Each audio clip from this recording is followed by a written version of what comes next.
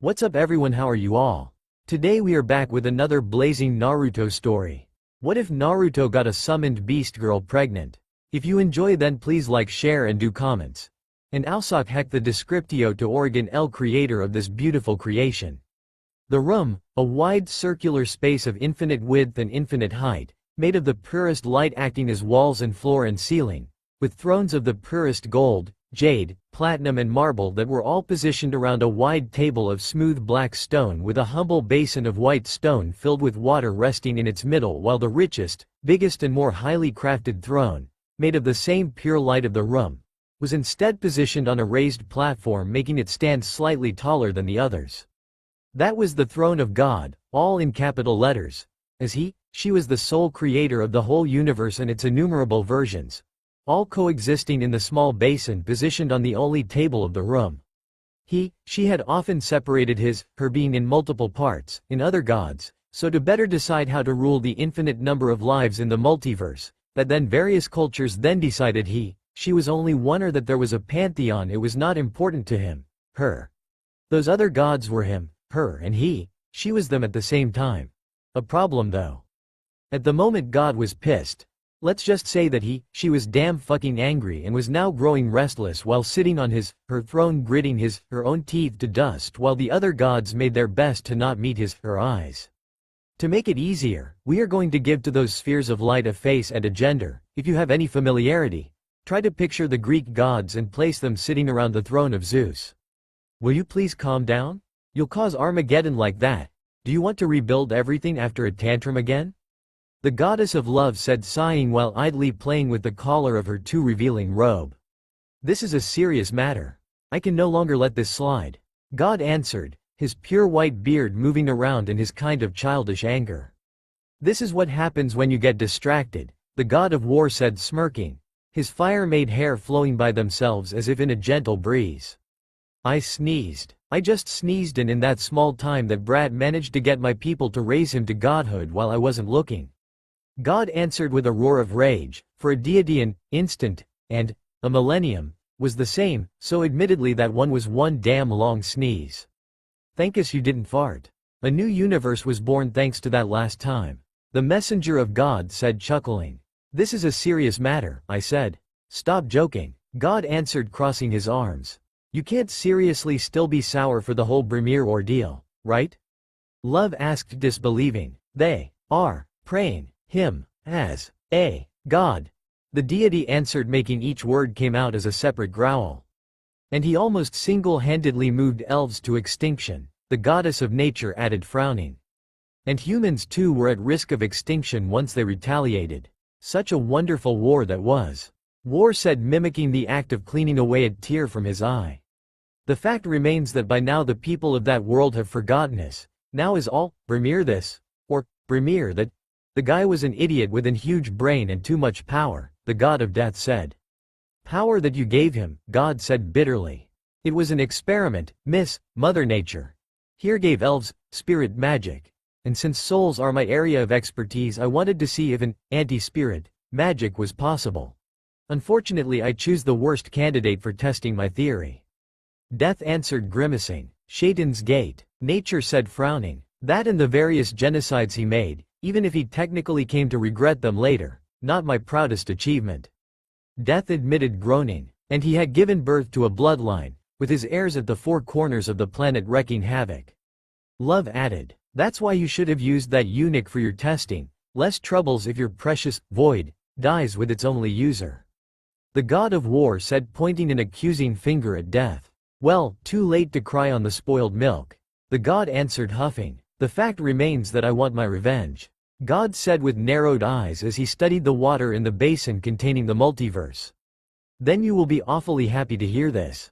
Death said, smiling wickedly. Hear what? God asked, curious. Brimir has just been reincarnated. In a girl, with no memories of her past and powers. In a time 6,000 years after Brimir died, and so with absolutely no one able to help her use her powers. Death said, grinning. Oh, dear, here comes the troubles. Love muttered in dismay. What a nice news. I can make Brimir's life hell. Let me see what would happen if we don't intervene. God said as images flashed at light speed inside the basin. She is insufferable. Goddess of nature finally said as the silence in the council room was dragging for little too many centuries. I'll say a bitch, but that's my own view of the thing. War answered shrugging. Ladies and gentlemen, we have a Karma Houdini of first class. The messenger of God said with a low whistle of awe. Pulled every kind of abuse and shit on the boy she pretty much kidnapped, and she ends up with a man ready to die for her as her husband, the possibility to be queen and much more. Love added surprised. Admittedly she got better, and he was kind of a pervert before snapping out of it. They are both teens, highly hormonal, mentally unstable teens. Boys at that age do tend to think with their lower regions, while the girl grew up in the most self-worth damaging environment possible with an absent father, a too strict mother and a whiny bitch of a sister. Those two would have either loved each other or killed each other. Love answered. So, what will you do, boss? The god of death asked. I won't change what is fated to happen. God said sighing. A very mature decision, nature said with an approving smile. But this doesn't mean I can't create a copy of that universe and mess with it for my own personal enjoyment, just to see how things will change if I intervene. God then added smirking. And there appears the other side of the coin. Nature said groaning in defeat. So the goddess of wisdom asked curious. You read too many fanfictions, God said sighing. They can only be found on Earth, we don't have any here, the goddess answered whining. It doesn't matter. Now, what to do?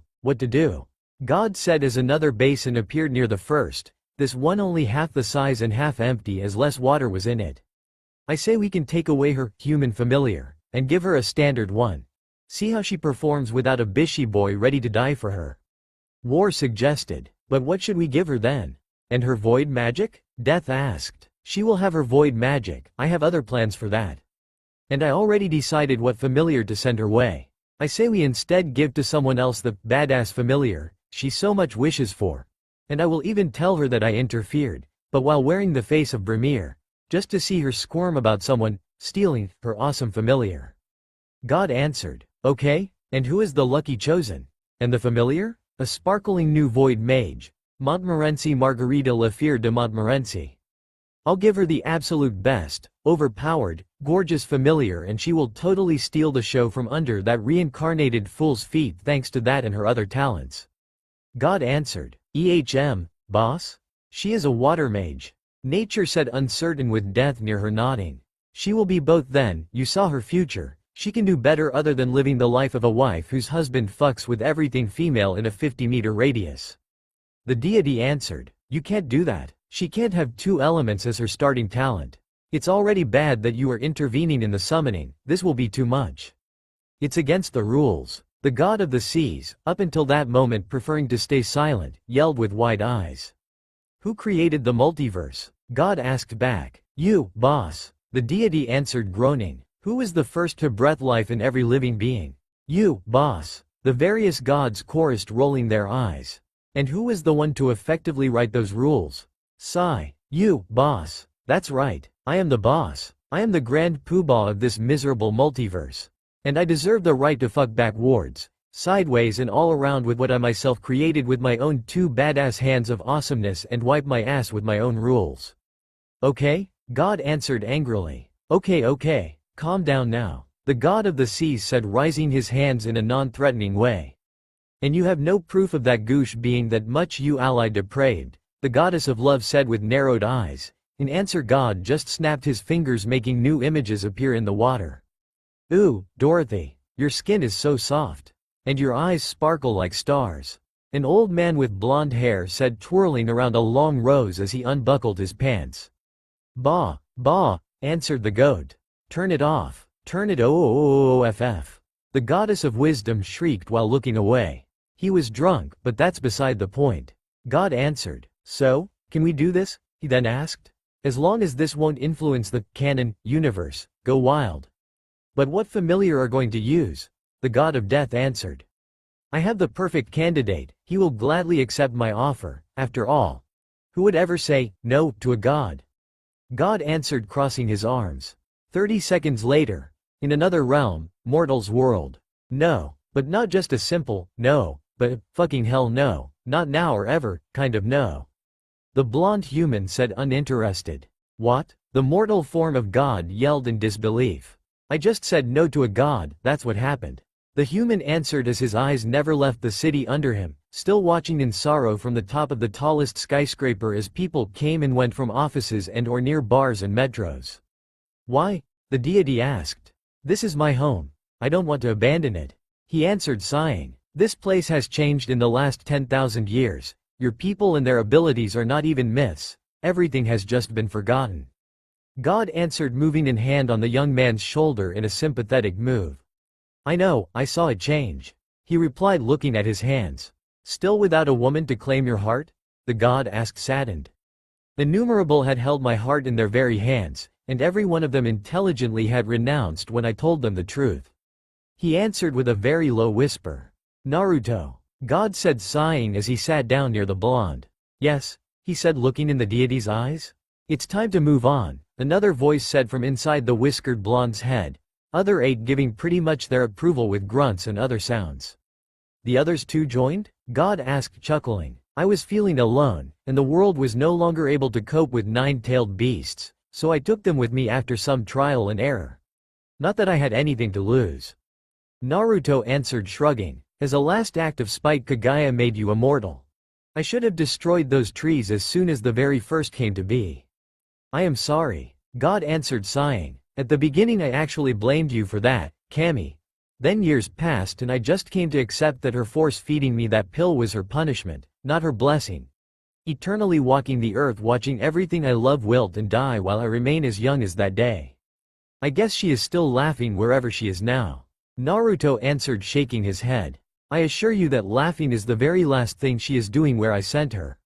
But if you feel like this, then why you refused my proposition? I am offering you a new life, a new world to call home, a new way to channel your powers for something good. The deity asked. And what about this world? The blonde asked back. You did a damn fine job. This is by far the most peaceful planet I have ever seen, and I have seen infinite worlds. In those thousands of years you worked tirelessly to secure that this peace will go on forever. And trust me, it will. Now is time for you to move on. You may even be finally able to find a nice girl to settle down with. And what about my immortality? Naruto asked with narrowed eyes. If you are so damn against it, I can remove it myself, but then you'll have to use only your abilities and powers to stay alive. God answered. Then why you did not intervene sooner? The blonde asked, enraged. Do you know who I am? I can't intervene directly every time something happens.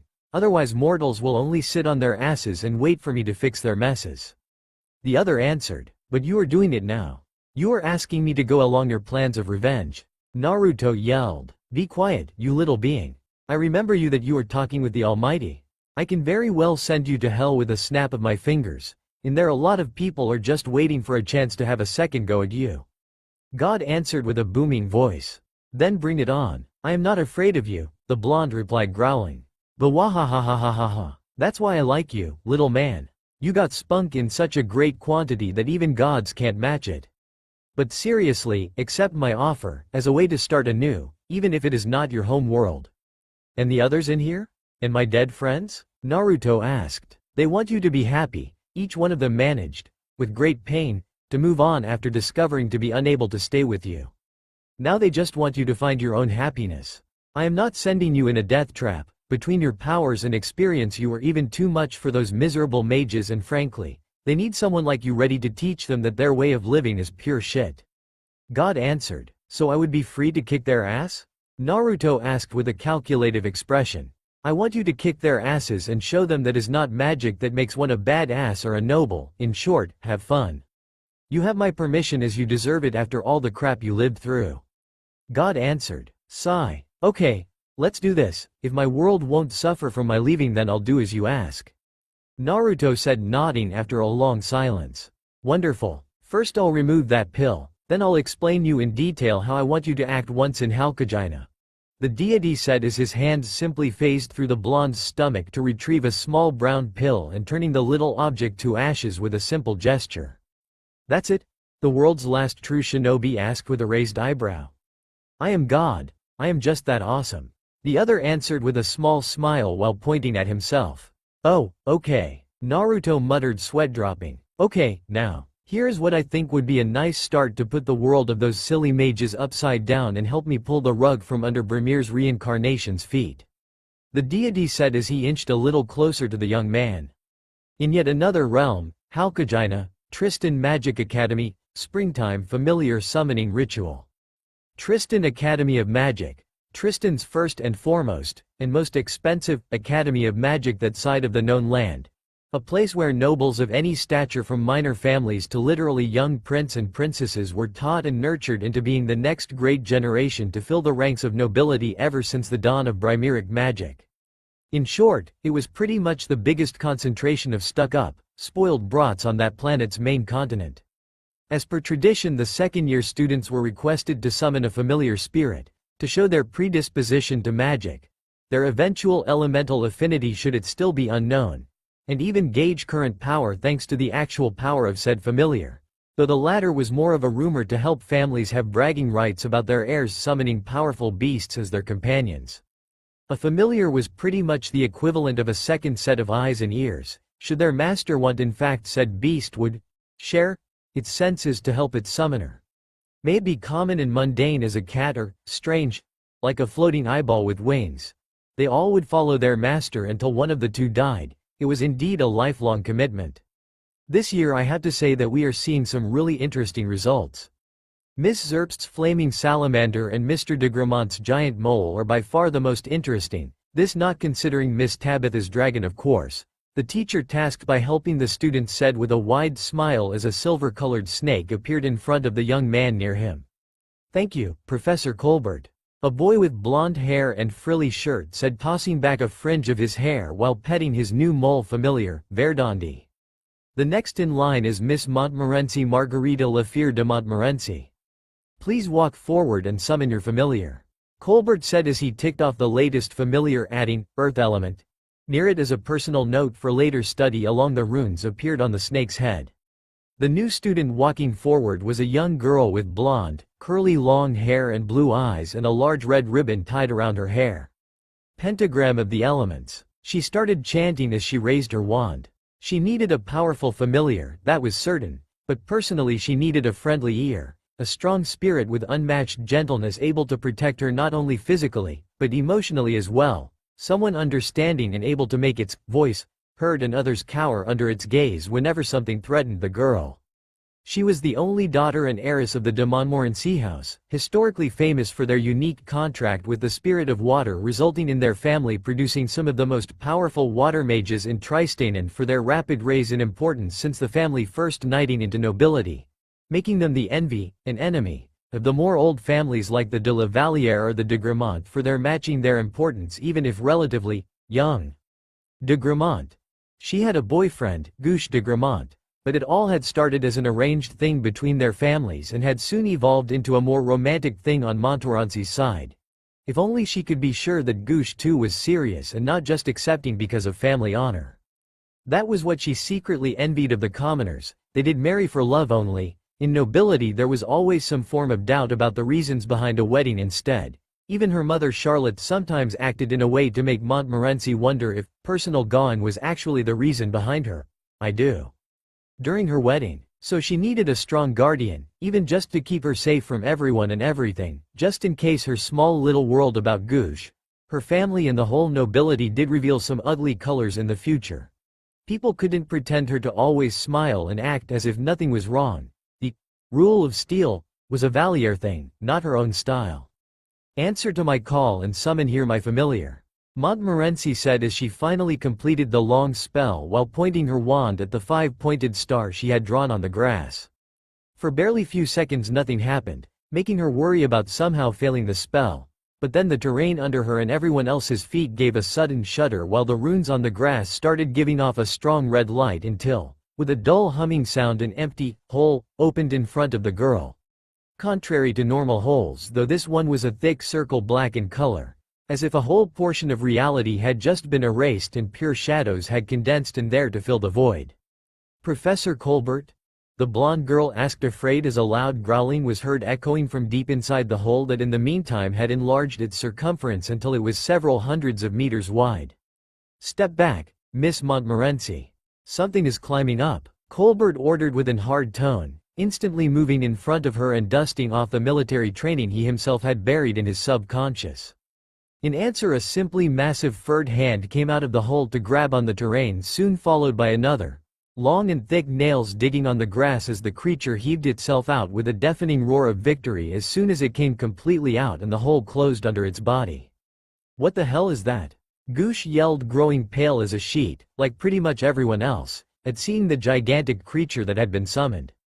Towering over everyone present and actually tall enough to even dwarf the tall walls of the academy stood an huge fox with reddish-orange fur, human-like clawed hands and build of the upper body, slightly long ears, blood-red eyes and 9 tails behind it that were spread wide open as the beast reared back its head to let out a new ferocious scream that seemed to echo forever and reach everywhere. "Who dares to summon me?" the beast screamed with a long, thundering growl. Silence came in answer from students and professor as no one was expecting the creature to talk. "No, seriously. Who summoned me?" the giant fox asked with a more calm tone as it sat cross-legged in a very human-like fashion on the grass. Montmorency simply looked at the beast, then at her wand. It was her wand, right? And then at the students while pointing at herself as if to ask if someone else had called the creature instead of herself before shyly raising her trembling hand. "Oh, it was you?" the beast asked, crouching down until its chin touched the grass and still surpassing the girl's height with its eyes alone. The girl simply nodded in answer. "Good, shouldn't you finish the ritual or something?" he asked. Why yes, Miss de Montmorency. The summoning is not yet completed, go on," Colbert said, finally recovering his voice. Was all the intelligent answer she could muster. "Weren't you the one praying for a badass familiar? I heard your call clearly and I came here as fast as I could," the fox said, grinning. Back to the sidelines, a pink-haired girl was furiously biting down on her wand to quench her fury. For once that her prayers had been answered, the supposed cool familiar, when summoned by someone else, that was unfair. By how things went now, she would just be lucky to call something as useless as a flea or a teen commoner with strange clothes and accent and an excessive libido. "I am Montmorency Margarita Lafire de Montmorency. By the power of the pentagram of elements I brand you as my familiar," Montmorency said nervously as she tapped with her wand on the fox's massive nose before rapidly kissing it. Now, that was unpleasant," the tailed beast muttered as runes momentarily flashed on its giant right paw before disappearing under its fur. Is it supposed to hurt the mage too?" the girl asked with a groan as she doubled over from the brief flash of heat that exploded in her chest before rapidly fading away. "No, I'll need to study this though, familiars have never been this big," Colbert answered, uncertain. "Take your time. And you, little girl. I go by many names, but you can call me Naruto," the fox said, unconcerned. "So you are my familiar, Naruto?" Montmorency asked, curious. "So it seems, what? Were you expecting a knight in shining armor?" the other answered, snorting. "No, but you don't seem like a water creature," the girl replied. "If it's about elemental affinity, I have no problems in using every element, but I am a master, shall we say, in wind and fire manipulation," Naruto answered, shrugging. "Impossible.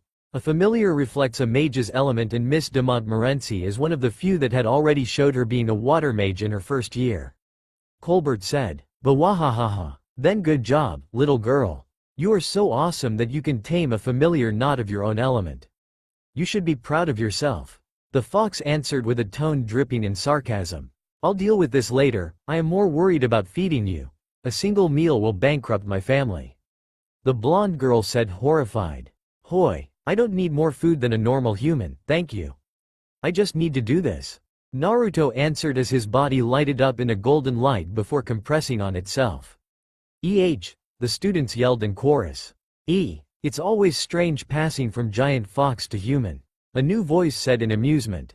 In front of Montmorency now stood a tall blonde man with the eyes the color of the purest sapphires, clad in black and orange clothes with strange open black shoes and wearing a blood-red cloak with black flames over it. A bandana with a metallic plaque on the front was covering his forehead and shining in the morning sun. "See? Like this I just eat like a normal human, so you won't need too much food for me. Cool trick, he then said, smiling. Expression still similar to his old fox-faced one thanks to the thick whiskers on his cheeks. Niece, Kirch purred from the sidelines while ogling the blonde man with an appreciative smile on her face, just like several other girls were doing themselves. Naruto? Montmorency asked, shocked. Who? Am I still good enough as a familiar, master? The blonde asked, smirking while showing the runes on his right hand. Very Nick, very beaut, very handsome, yes, the girl answered, nodding after a little difficulty, no one noticing Gush's eyes narrowing at hearing her answer. Happy to hear that, master, he said, giving a small bow. Nay, next, Colbert said while trying to contain his excitement enough to not squeal like his mind was begging him to do. He still had a professional image to maintain, but the newly arrived familiar was just so different. But he will need to wait to properly study him and his origins. While the other students walked up to summon their own companions, the duo of blondes stood a little away to calmly talk to better know each other. Satisfied by the summoning? Naruto asked. I was not expecting to call a giant fox able to turn into an human, that's for sure. Montmorency answered, taking in a long calming breath. Sorry if I am not a water creature, he said with an almost sad smile. No, it's okay. You are still my familiar even if somehow you are not matching my element. The fact that the runes appeared means that I indeed was the one summoning you. The girl answered immediately. Thank you, he said with a grateful voice. I wonder what would happen should we reveal her that technically you are the real form while I am the Biju. But daamn if we are good actors. Kurama's thought echoed in Naruto's head. For now let's just make everyone believe that I am simply a giant fox able to change appearances. If Kami told us the truth, this would make things easier than have her think she summoned an human, and an apparent commoner at that. Naruto thought in answer. Yep, another thing we will need to grow accustomed to before forcing them to see how much of a bullshit it is in truth, no matter how barbaric I am finding it.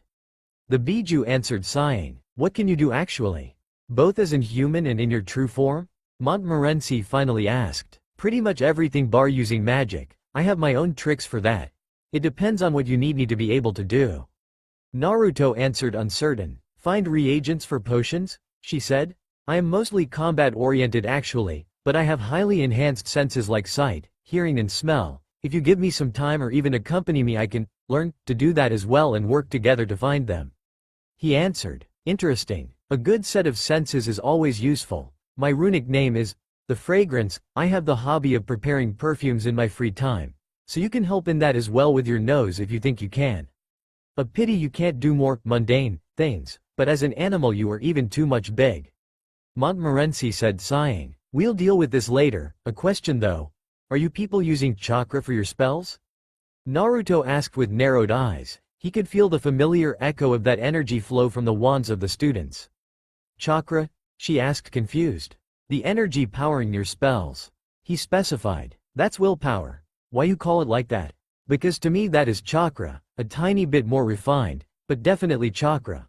I can teach you how to better control it, like using less energy for the same spells for example. The young man answered with crossed arms. Is it possible? Montmorency asked, unaware that a blue-haired girl with her face buried in a book and Colbert himself were discreetly eavesdropping. That and much, much more. But I'll tell you later, I don't like to talk with other people listening uninvited, he answered, making the two spies flinch minutely at being found out. Why? The same pink-haired girl from earlier bellowed in despair as from the explosion of her summoning came out the ugliest, fattest stag beetle ever seen.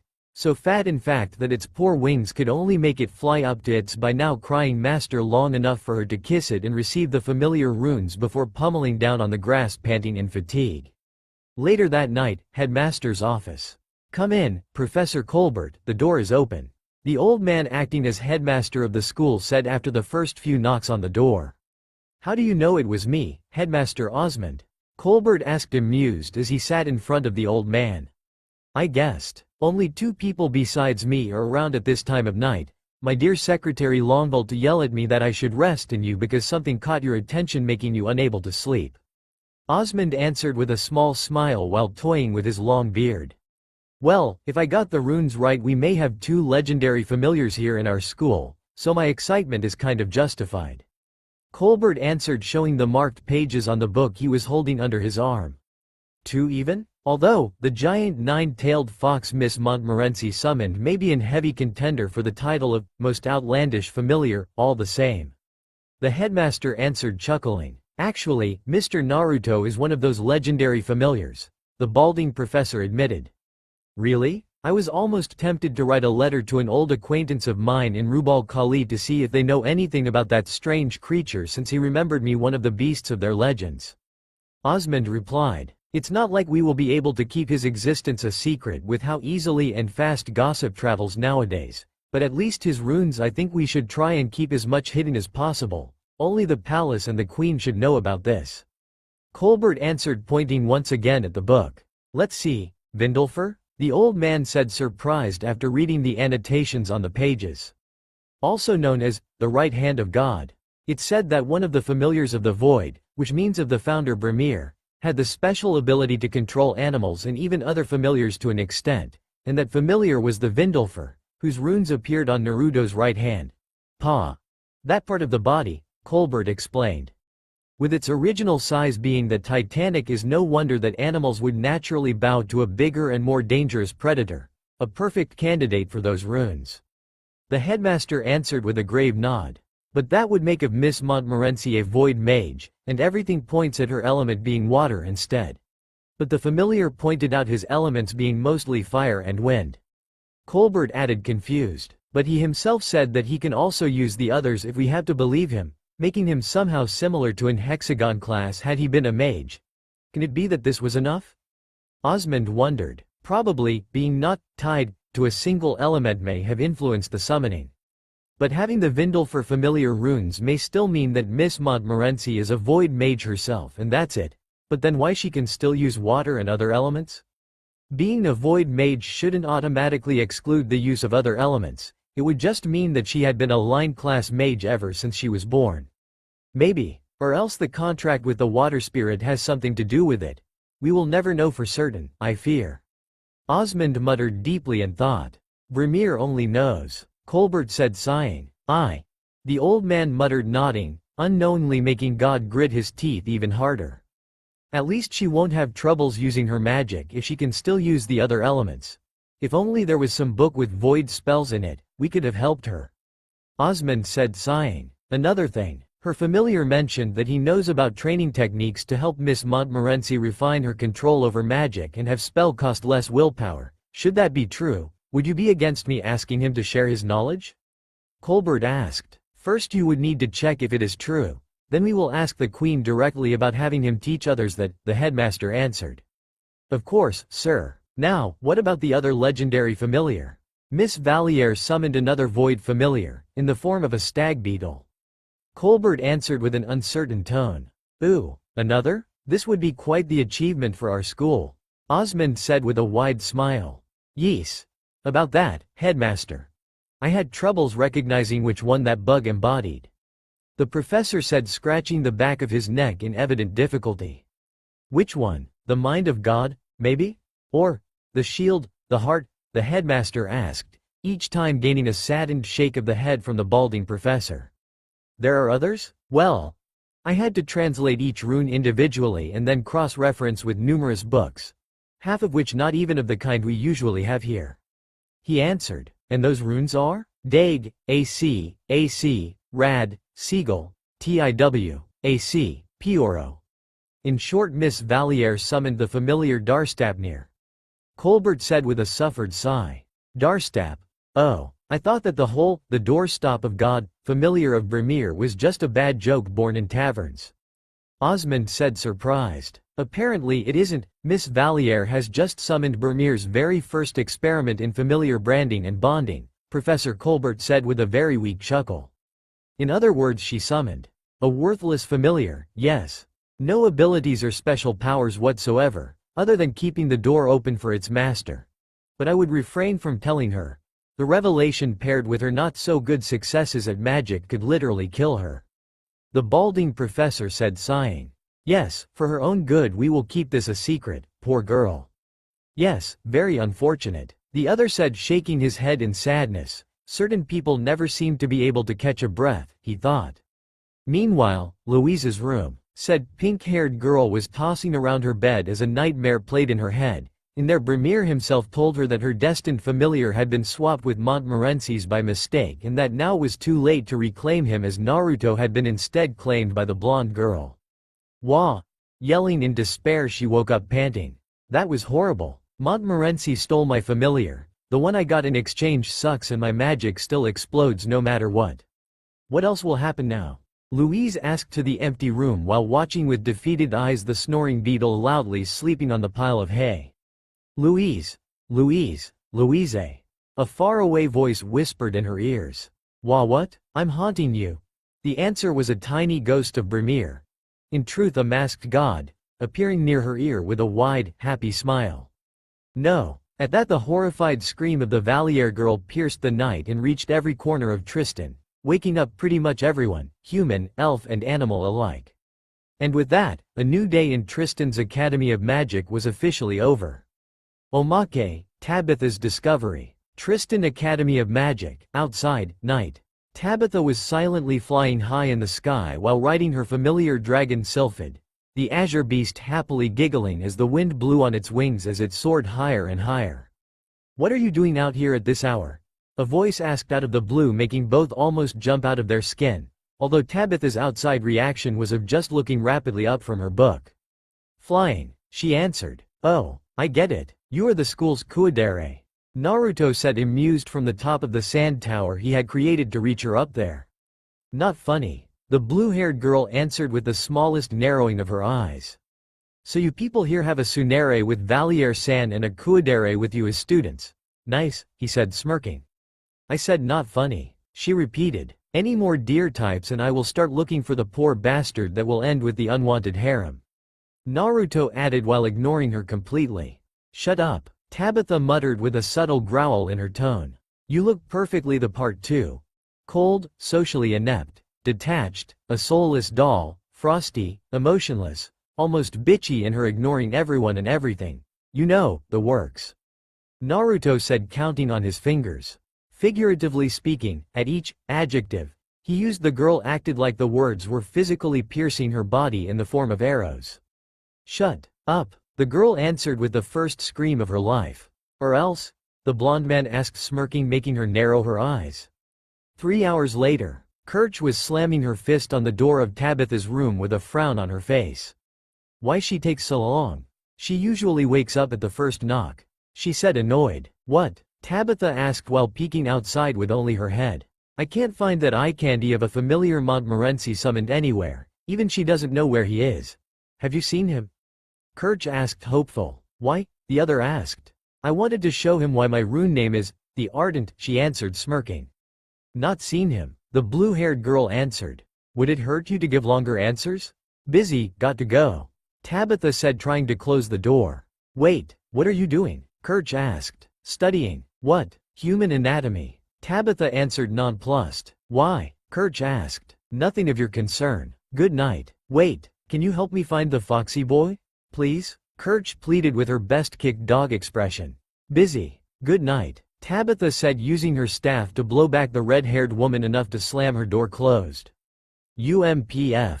She needs to enjoy life more, all those books are making her cranky. Kirch muttered, walking away to hunt down the blonde familiar by herself. In the room, the completely naked blue-haired girl sighed before turning towards her bed. My turn, she said, crossing her arms. Q. But Urukuku was having fun. The other naked blue-haired girl in the room said with a whine while still bouncing on the lap of the only naked young man in the room. My turn, the other answered, bumping the other girl's head with her staff. Q. Okay. Urukuku, normally the blue dragon Sylphid, muttered while walking away from the bed to sit in a corner. You shouldn't treat your familiar like that, you left her hanging. The whiskered blonde said, chuckling. My turn now. She'll join later. Tabitha answered, straddling his hips. A threesome with a mage and a dragon? That would be a first even for me. Naruto said, laughing. Talk later. Kiss now. The mage answered, kissing him hungrily. Does this mean that I thawed the ice around your heart? He asked jokingly. Other 2 times, just to be sure. Tabitha answered with a faint blush. But remember, this is a secret, okay? No one will know about us.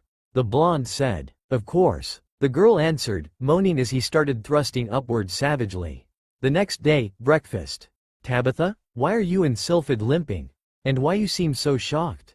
Kirch asked as her friend joined her at the table while walking slowly just like her dragon and sporting very dark bags under her eyes. Never slept. Never tired. Always hard. Impossible. The blue-haired girl muttered looking at Montmorency and her familiar with disbelieving eyes. What are you talking about? The red-haired woman said confused. Clones. Clones everywhere. Always up.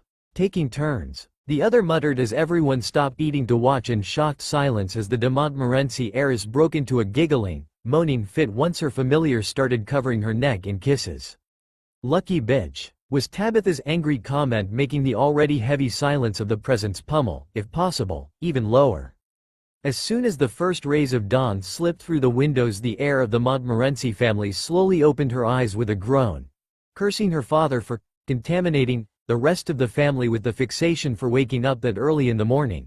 He may have liked to put the blame on his old instructor's back when he was in the army, but everyone else in the family knew he just loved to watch the sun rise while having breakfast.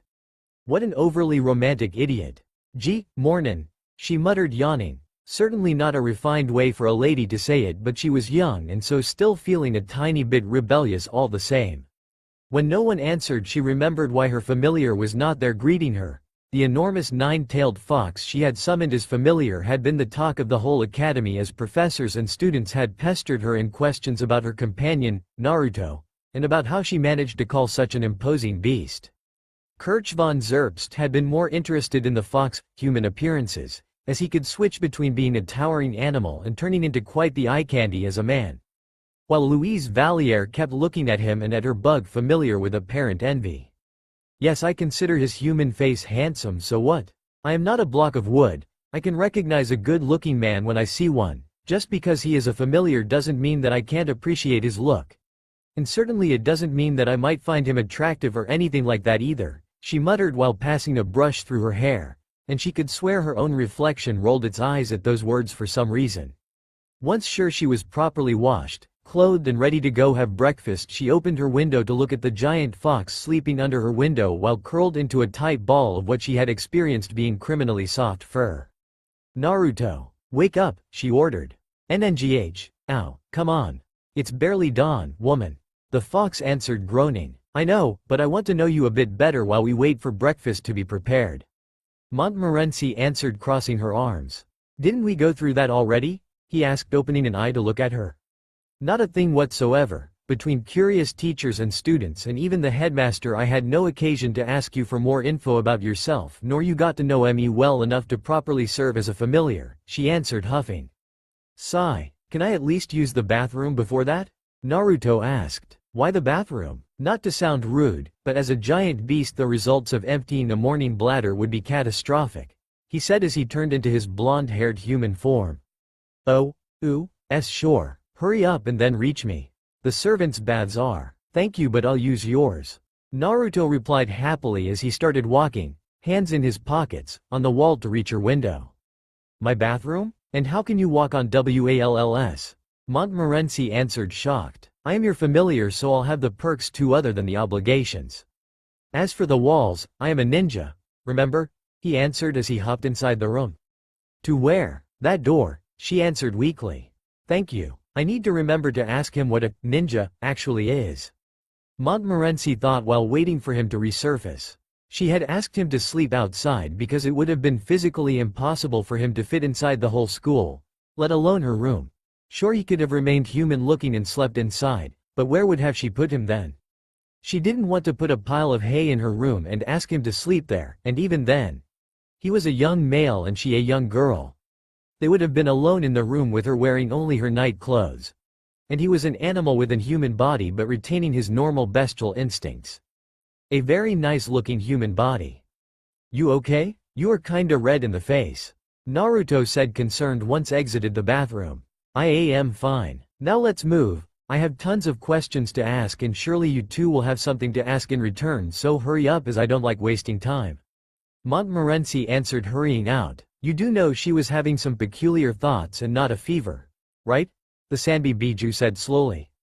I am not the oblivious kid I was as a genin, thank you. She was probably thinking about that Goosh guy of yesterday. If we got the details right, he is her boyfriend. It doesn't necessarily mean that I was the target of her blush. I am not so full of myself to immediately think that. Naruto thought in answer. TCH. Youngsters these days, they always think using their privates. The eight-tailed ox answered grumbling. Whatever. Let's go before she gets mad. It's the last thing I need first thing in the morning. The blonde shinobi answered sighing. Gardens, several minutes later. So a shinobi is basically a mercenary. Montmorency said as the duo walked outside the school and in the gardens already with tables being positioned by the various maids. Exactly. Naruto answered nodding. And you come from a whole village of mercenaries called Konohagakure. That means, hidden in the leaves because surrounded by a forest keeping it hidden. And you used your human form to live between them and get trained in their arts. Pretty much, yes. This is interesting and all. But still I fail to see how you're being a shinobi. Did I say it right? You said it perfectly. Naruto answered grinning. Thank you. How being a shinobi would make you walk on trees? Montmorency said. You know I call willpower chakra, right? Yes. Does this have anything to do with the answer to my question? The girl asked with narrowed eyes. Of the two of them only she was unaware that behind them Courage, Goosh, Louise and, from high in the sky, Tabitha were listening in as discreetly as possible after deciding to spy on the new strange familiar because curious about him. Same going for Osmond and Colbert looking down from the headmaster's office window. Because, my dear and oh so pretty master. Naruto said grinning at her blush. If I focus my willpower as you others call it to my feet, I can do this. He then said as he walked towards one of the walls and without stopping he moved his leg up until his foot rested against the rock so to keep walking vertically on the wall, stopping once few feet high to turn and watch amused the stupefied looks on everyone else's face. The exercise is actually called tree climbing practice, as it was conceived while walking up trees, but the idea behind it is the same. It actually helps gaining a better control as I said to you before. And how it is supposed to work? Montmorency asked. It's a training method used to gain more skills with chakra, or if you prefer, willpower control. This training involves focusing a fixed amount of energy to the bottom of one's feet, and using that to climb a tree without using one's hands. If the stream of energy is too weak, the user will lose their footing on the tree and fall off.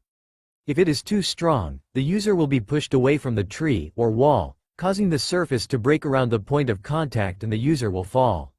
He explained as he walked down.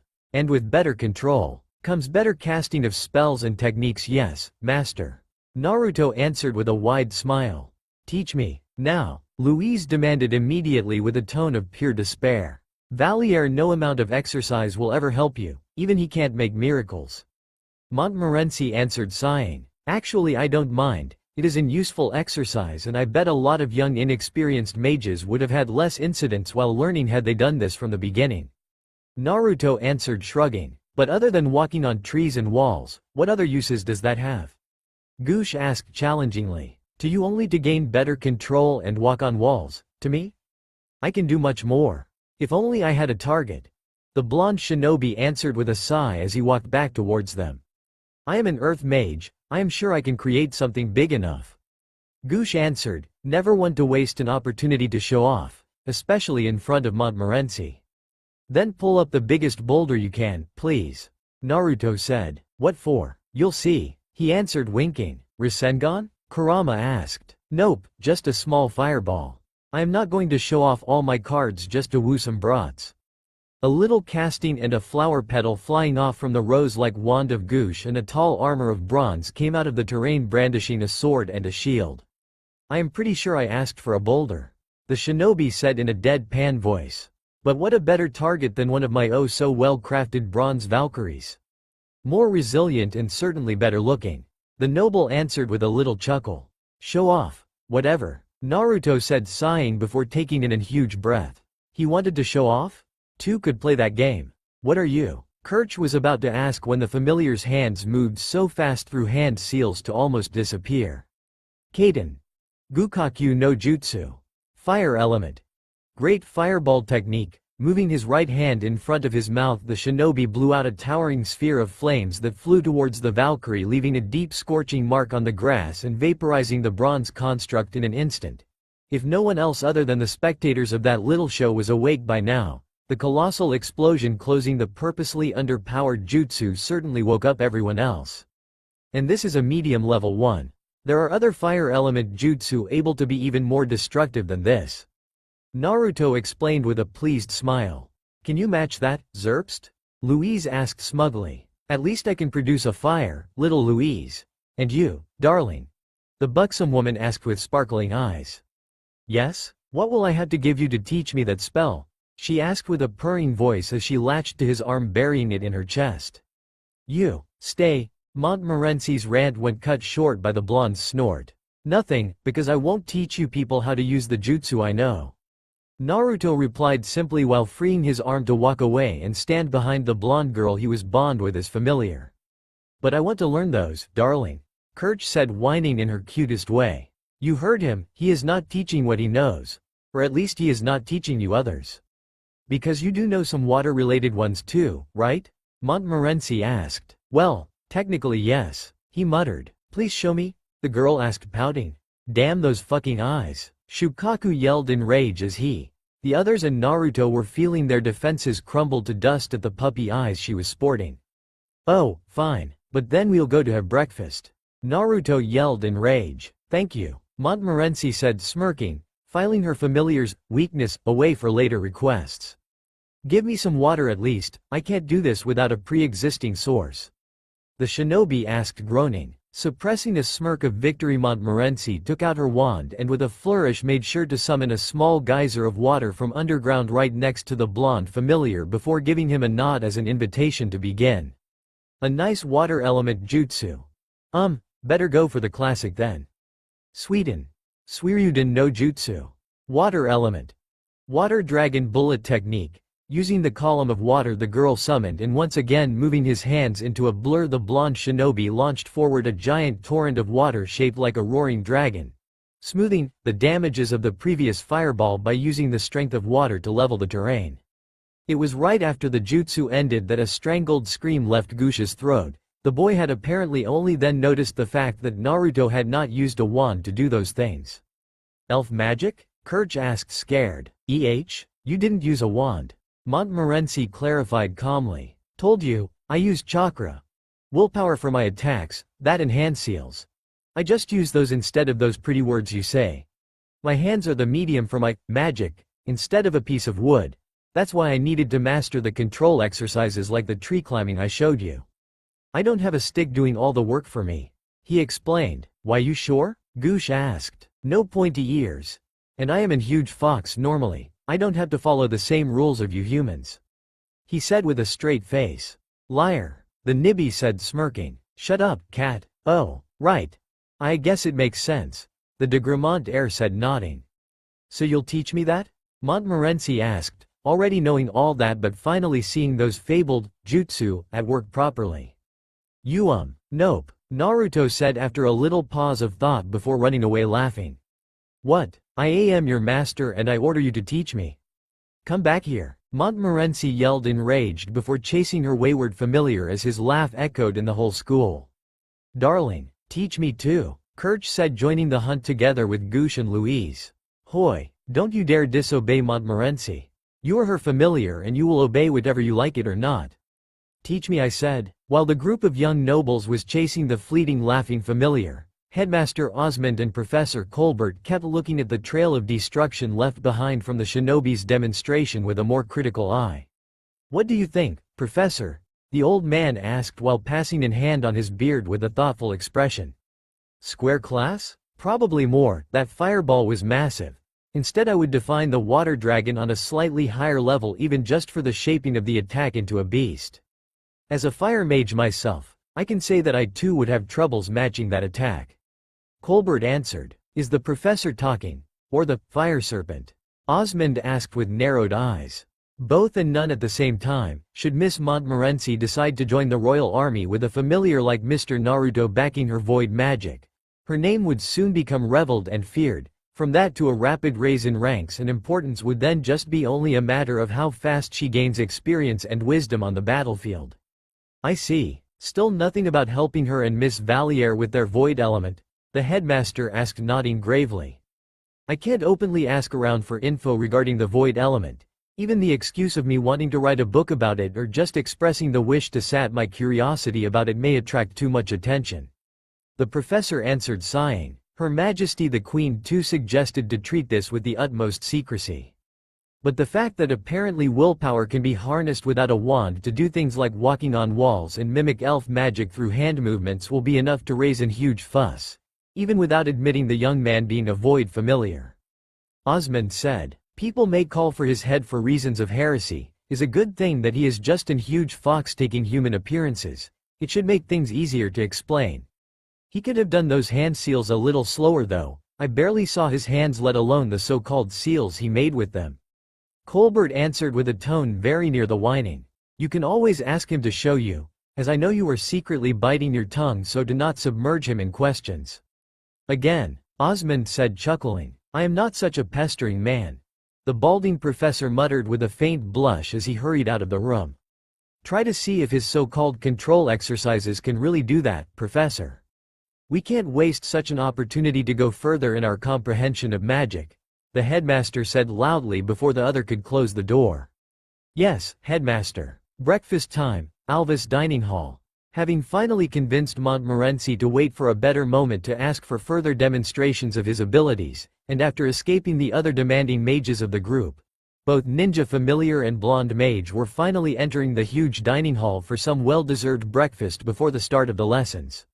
"Nice design, a bit too huge for my tastes though," Naruto said with a low whistle as soon as the duo of blondes reached the imposing room, already filled by students happily eating and or chatting loudly. "This is the Alvis dining hall, since every mage comes from an important noble family, and we are taught not only how to wield our magical powers but also how to grow into respectable gentlemen and dames. This room was created to reflect our status and nobility and remember us our position in society," Montmorency explained. "Ooh, well, I can clearly see that they weren't sparing money or resources when they have built this, and those statues?" Naruto asked. "Those are the Alvis and they come to life at night to dance. Now though, we may have a problem." She answered. In theory familiars should not be here during breakfast," she said. "I can wait outside and ask for something to the maids if you want," Naruto answered, shrugging. Well, if you want I might be able to let you stay since you look like an human now, but you'll have to eat while standing behind me instead of sitting at the table." The blonde mage answered, uncertain.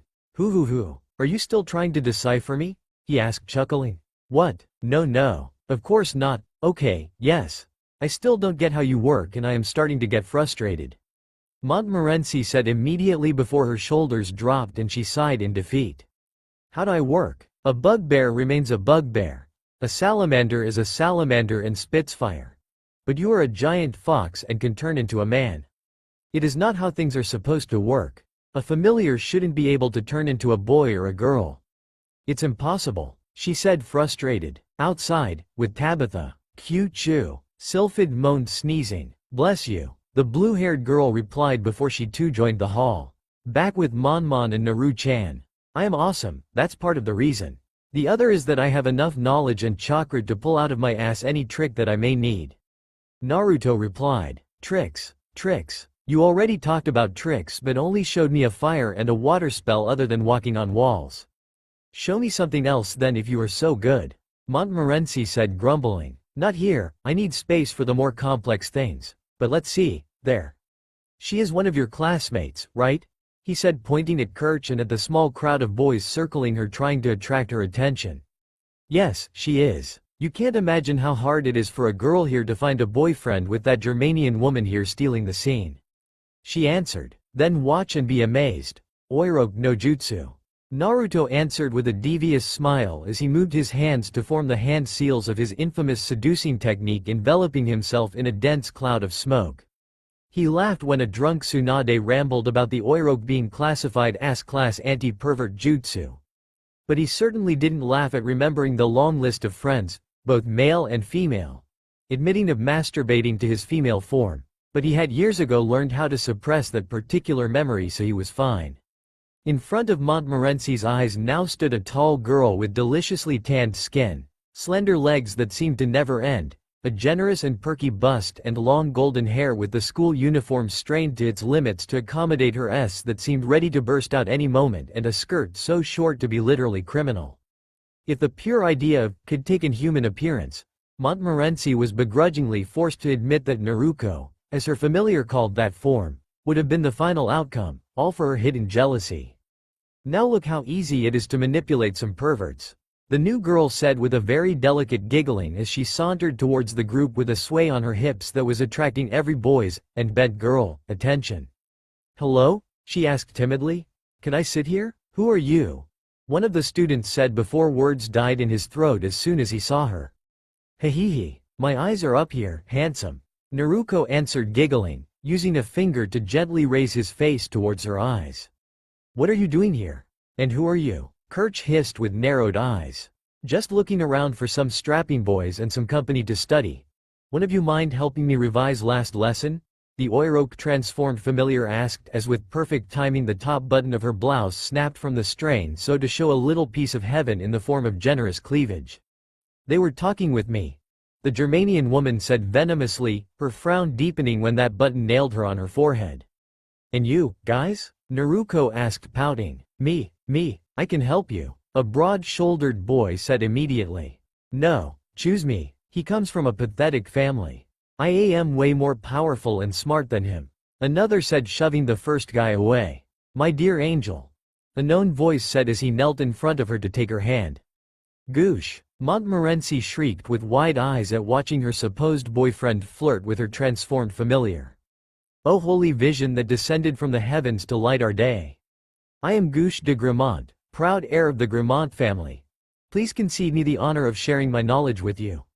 I just ask for your name in exchange," Goosh said presenting a rose to Naruto. "Hehehe, my name? Wouldn't it be too easy if I tell you? Wouldn't it be more fun for you to find out?" the girl answered leaning down to lock eyes with him, making Goosh gulp loudly as her chest also moved down so giving him an even better view of her lack of bra under the blouse. "Somehow I am really craving milk now," the boy muttered with unblinking eyes. "What was that?" Naruto asked smirking cutely. I mean, do you others want my name? Then try to discover it. I like my boys adventurous," she answered as she walked out of the dining hall making Goosh and the others scramble to follow her only to find that she disappeared as soon as the door had closed behind her. "See?" Naruto asked startling Montmorency by appearing behind her. "Wah, don't do that ever again," the girl said gasping. "Sorry, see how easy it is? That is what I do when faced with perverts, a small transformation and their brains shut down. Sorry if it worked on your boyfriend too." "It wasn't intentional," he said sheepishly. In hindsight I would have been more surprised had Goosh not reacted. "Sort of going naked. You were as much tantalizing as you could get. But what in Vermeer's name was that?" "Calm down. That was a modified henge. A modified transformation technique," he answered, sighing at her dumbfounded expression at the name of the jutsu and so translating it for her. Wait. You are a shapeshifter?" Montmorency asked incredulous. "Not exactly. Well, I wasn't one at the beginning. Let's say that thanks to 9 friends of mine I have now enough chakra to completely transform, but it takes a lot of energy so I prefer using that only in case of emergency.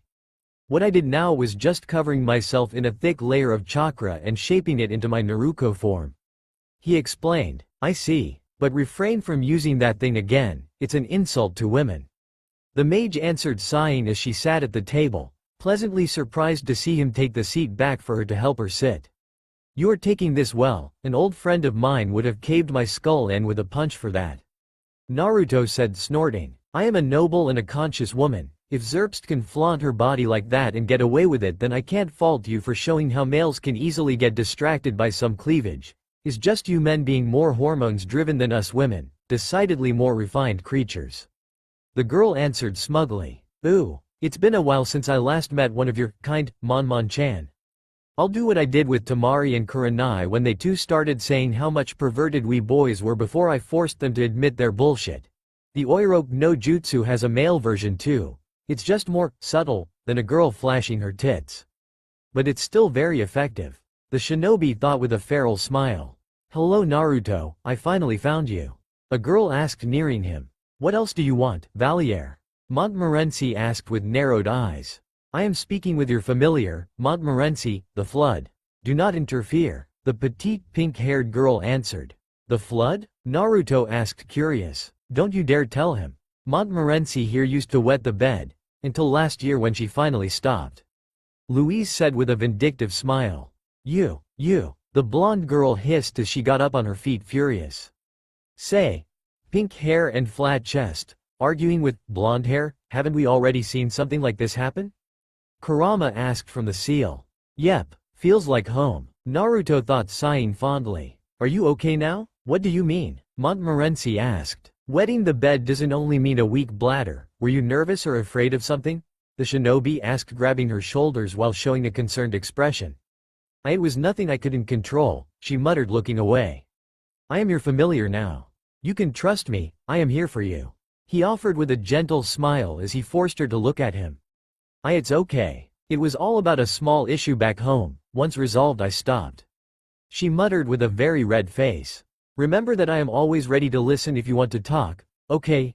He said, giving an encouraging squeeze to her shoulders.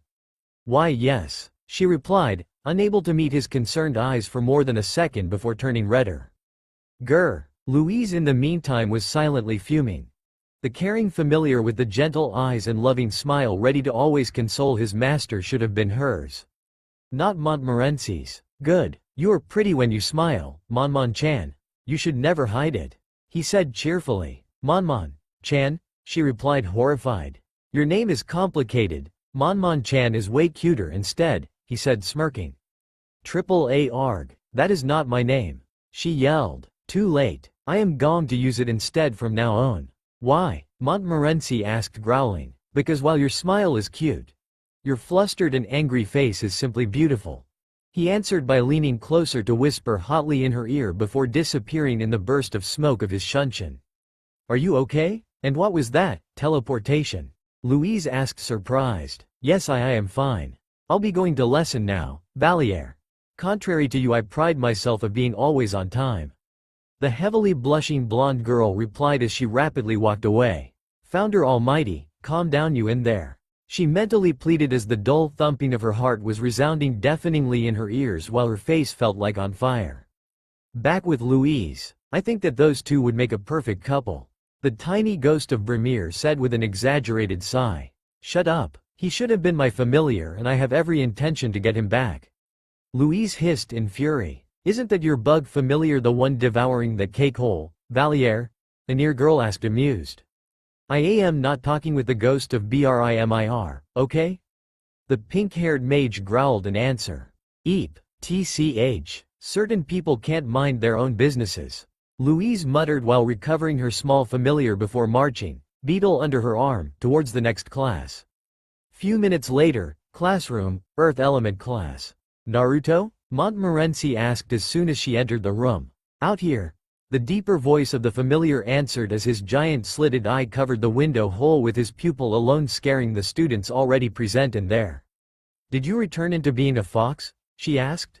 The room seems crowded enough. Another guy in there would have meant me sitting on the floor. May as well stay outside for that. The nine-tailed fox answered, shrugging. As long as you are not obscuring the windows, do what you want. She answered, unconcerned. Thanks a lot, boss. Ha ha ha ha, he answered, laughing. Oh, my, voices are one thing, but seeing you in person always generates a sense of awe, Mr. Naruto. Your human form doesn't make you justice. A plump woman said, chuckling as she entered the classroom. Madame Chevreuse. The fox replied with a small bow before finally moving away to free the window and let light enter. Mr. Naruto. The woman replied with a nod of her head before moving to address the class. Good morning, my students. I am Professor Chevreuse, my runic name is, the Red Clay, and this year you will study with me the branch of magic related to the earth element and its numerous uses and affinities. And even if you have already studied the basics of magic in your first year here for your classes about spellcrafting, I think a little review won't hurt as a starting point.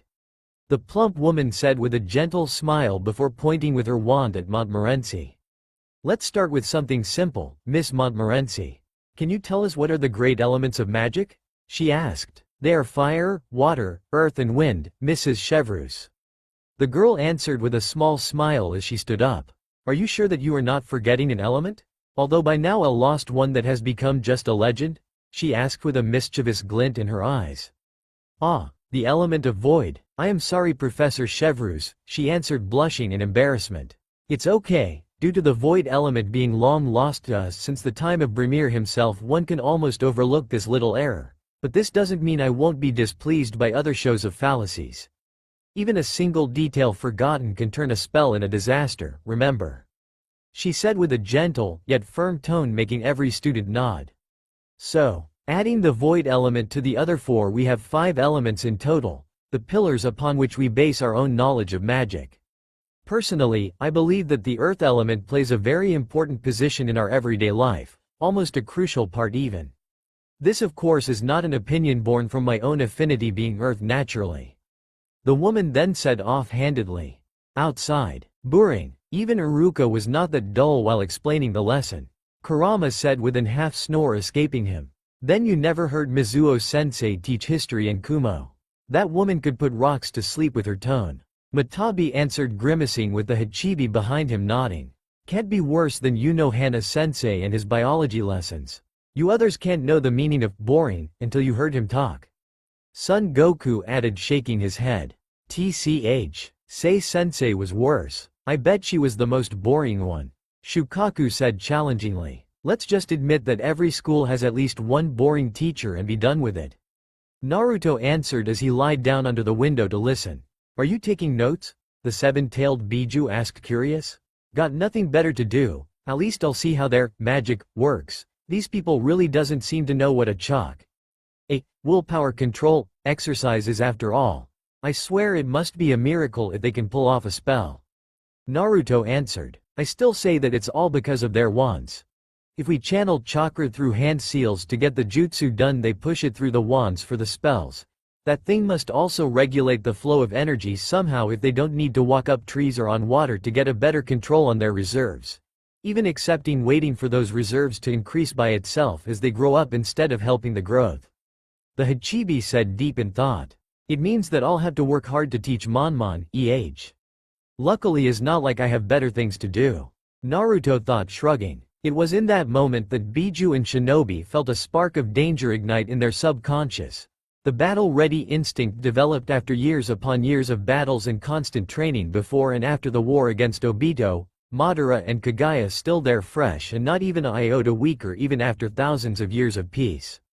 Shit. The wide-eyed Naruto cursed as he rapidly turned back into being human to hurry up inside the classroom. To someone with a reaction time and speed similar to his, he had barely made it in time. But from an outsider point of view, namely a young maid named Siesta just passing by, an instant the giant fox was resting under the tower, and then he simply disappeared in a burst of speed a fraction of a second before a terrifying explosion in the classroom shocked the whole school. What happened inside? Few minutes before the explosion, classroom. The branch of earth element is a very complex form of magic that finds its most recurred use in the transformation of matter, the art of transmutation. From that, works of art like statues or jewelry or even whole houses can be created by merely shaping earth itself to new shapes. If the mage is good enough, of course. Now, a little practical demonstration before we move on other matters. Professor Chevreuse said as her wand moved with practiced ease on a small group of pebbles she had conjured on the desk. A barely audible whisper of a spell and the small rocks got transformed, under the odd eyes of the students, into small beads of metal shining in a very recognizable golden color. Gold? You can turn them into gold, Mrs. Chevreuse? Kirch asked with wide eyes as she leaned closer to better look at the small things. No, Miss Zerbst. I instead turned them into lumps of brass, as only powerful square-class mages can effectively transmute materials into gold, while I am, regrettably, still only a triangle-class mage. But can somebody tell me why is also true that turning objects into gold is de facto illegal? Should everyone transmute gold as they please, our own economy would collapse as real gold would lose its value. That's why the Queen has men fully trained in to recognize and dispel the fake gold, regularly check stores, inns and other places to see if any had been used. Fines are also in place for whoever is found carrying fake gold. Louise answered immediately before someone else could talk. Exactly, Miss Valliere. Now, since you are obviously well prepared, do you mind come here and try to turn my small pebbles into a medal? Anyone of your choice. Unless you want to overachieve and turn them into gold. Ho ho ho ho. The plump woman said with a soft laugh, shocked at seeing the whole class have a collective shiver and turning pale. Me, Mrs. Chevreuse? Are you sure? Louise asked in surprise. Yes. Come on, child. I don't bite, there is no need to be shy about it. The professor answered with a gentle smile. Not to sound disrespecting, Professor. But asking Louise is not exactly a good idea. Sorry, Kirch said gulping. Why so, Miss Zerbst? Chevreuse asked curious. I think it would be better if you didn't let her. Her spells. Well, she tends to go overboard, in a bad way. The Germanian girl answered, struggling with her words for once in her life. What do you mean with that? Dangerous. Tabitha supplied. Yes, what she said. Goosh added from under his desk. Dangerous? Her springtime familiar summoning produced a familiar, and her grades in the theory part of the classes shows a level of comprehension of the material that me myself didn't match until later in my time here. The woman answered dumbfounded. She is willing, it's just her magic that refuses to comply. Malicorn answered. Enough, I can do this. I will turn those rocks into metal. Louise finally said once the various jibes at her abilities got too much to withstand. Very well, please come here then, Miss Valliere. The professor asked nodding. With ease the girl openly ignored the pleas to reconsider of her classmates, some of them proposing even money, herd of horses and whole properties in exchange of her renouncing, and returned to her seat while nearing the front of the class. Miss Valliere, now you have to vividly visualize the metal that you wish to transmute them into before commencing the spell. Swift movements and a firm hand, remember. The plump woman said approvingly as he took few steps back to leave her some room to work. Only Chevreuse didn't notice that her students had immediately dove under their chairs and tables while hugging close to their chests their familiars. All of them had closed their eyes the moment Louise had uttered her short spell and flinched at hearing the swooshing sound of her wand as she slashed down the focus on the pebbles. What not a single one of them heard was a voice yelling, Montmorency. Barely a tenth of a second before the small rocks on the teacher's desk exploded with the strength of artillery fire. As expected, bedlam erupted in the classroom, but nothing could hope to defeat in volume the absolutely horrified scream of Naruto. Montmorency released as soon as the smoke cleared. The girl's desk, the one closer to the teacher and so to the epicenter of the explosion, had been blown to pieces, but what saved the mage from harm had been her blonde familiar appearing in front of her to hug her close to his chest and use his back as a shield for the explosion. What had Montmorency scream was the fact that she could feel something poke her ribs in an uncomfortable manner. Once realized what it was, she did scream to the world her horror as one of the legs of the teacher's desk had pierced her familiar's back with enough force to come out of his front and was slowly dripping his blood on her chest. You okay? Naruto asked concerned. You. A very pale Montmorency stuttered. Oh, this? It's okay. I saw worse, and now answer me. Are you hurt? He asked after waving away her concern. Medic. I need an healer. The girl shrieked as she clung to him with wide eyes. I'll go call for help. Someone please check on Professor Chevreuse. Goosh said as he hurried out. She is fine, just unconscious, Tabitha said after checking the groaning professor. Come, I'll take you to the infirmary. Montmorency said as she hugged Naruto's chest to hold his weight and accompany him outside. Monmon-chan? I am fine. Really, he tried saying, flinching at the distraught glare he received in answer. Shut up. You are wounded and risk dying. All to protect me. I have to take care of you as you do with me. I won't lose my familiar after just a day. The shame would be insurmountable. She answered as she started dragging him away. What are you doing? Louise demanded. Shut up, Valliere. He is not your familiar. That joke down there is yours. The blonde girl replied as she kicked one of the small rubbles near the moaning beetle digging its way out of a small pile of dust. Don't you dare to come closer. I could have died if not for him, and now he risks his life, so stay away from me. Montmorency yelled in answer as she finally managed to leave the half-demolished classroom. You know, had we been anyone else we would have already been dead, if not under shock and close at dying by the time she finished bickering with her classmate, Kurama said. I know. But she is scared, so her emotions are all over the place. Even if usually I am a little bit more durable, but it's nice to feel someone worrying about me. Naruto thought in answer. You know what they say. It's for the sake of drama. The three-tailed Biju said sighing. For the sake of drama. the shinobi chorused, sighing himself. Infirmary, 1 hour later. It had been kind of hard have the nurses in there calm down from their panic long enough to heal the hole in Naruto's chest. Not that he had need of help, since if a Chidori and an Indra's arrow could not kill him, the leg of a table certainly wouldn't. But in the end the matron of the infirmary managed to put back things in order enough for the water mages in there to start working their literal magic on him. The fact that he had personally ripped out the piece of wood out of his stomach with an annoyed yelling of "fuck it, I'll do this myself" also helped. Now Montmorency was sitting near his bed watching as a bubble of healing water was being held in position by one of the nurses' wand, making the hole close at an astounding speed. The water is working even faster than usual, this must be a sign that he must live. The woman said with an elated sigh. Or maybe it just means that my healing factor is doing its job, Naruto muttered. Healing factor? Montmorency whispered, leaning closer. Very few things can kill me and almost nothing can cripple me, and even then, those wounds too usually heal pretty rapidly. But let's keep this a secret, less people know the better. He answered, winking. You sure? She asked, confused. Trust me, it's one of those things people don't need to know. If you say so. He does have a lot of muscles, the near maid said to her friend with a shy smile. He seems like a gentle guy too. The other girl replied as both kept stealing glances at the familiar. I wonder if I should tell them that I can hear what they are saying or not. Naruto muttered, chuckling. Do not pay attention to them. Last thing you need is people fawning all over you. You should just rest and recover. Montmorency answered, making the two maids hurry out of the infirmary with a furious glare. Someone flirting with her familiar. You are K.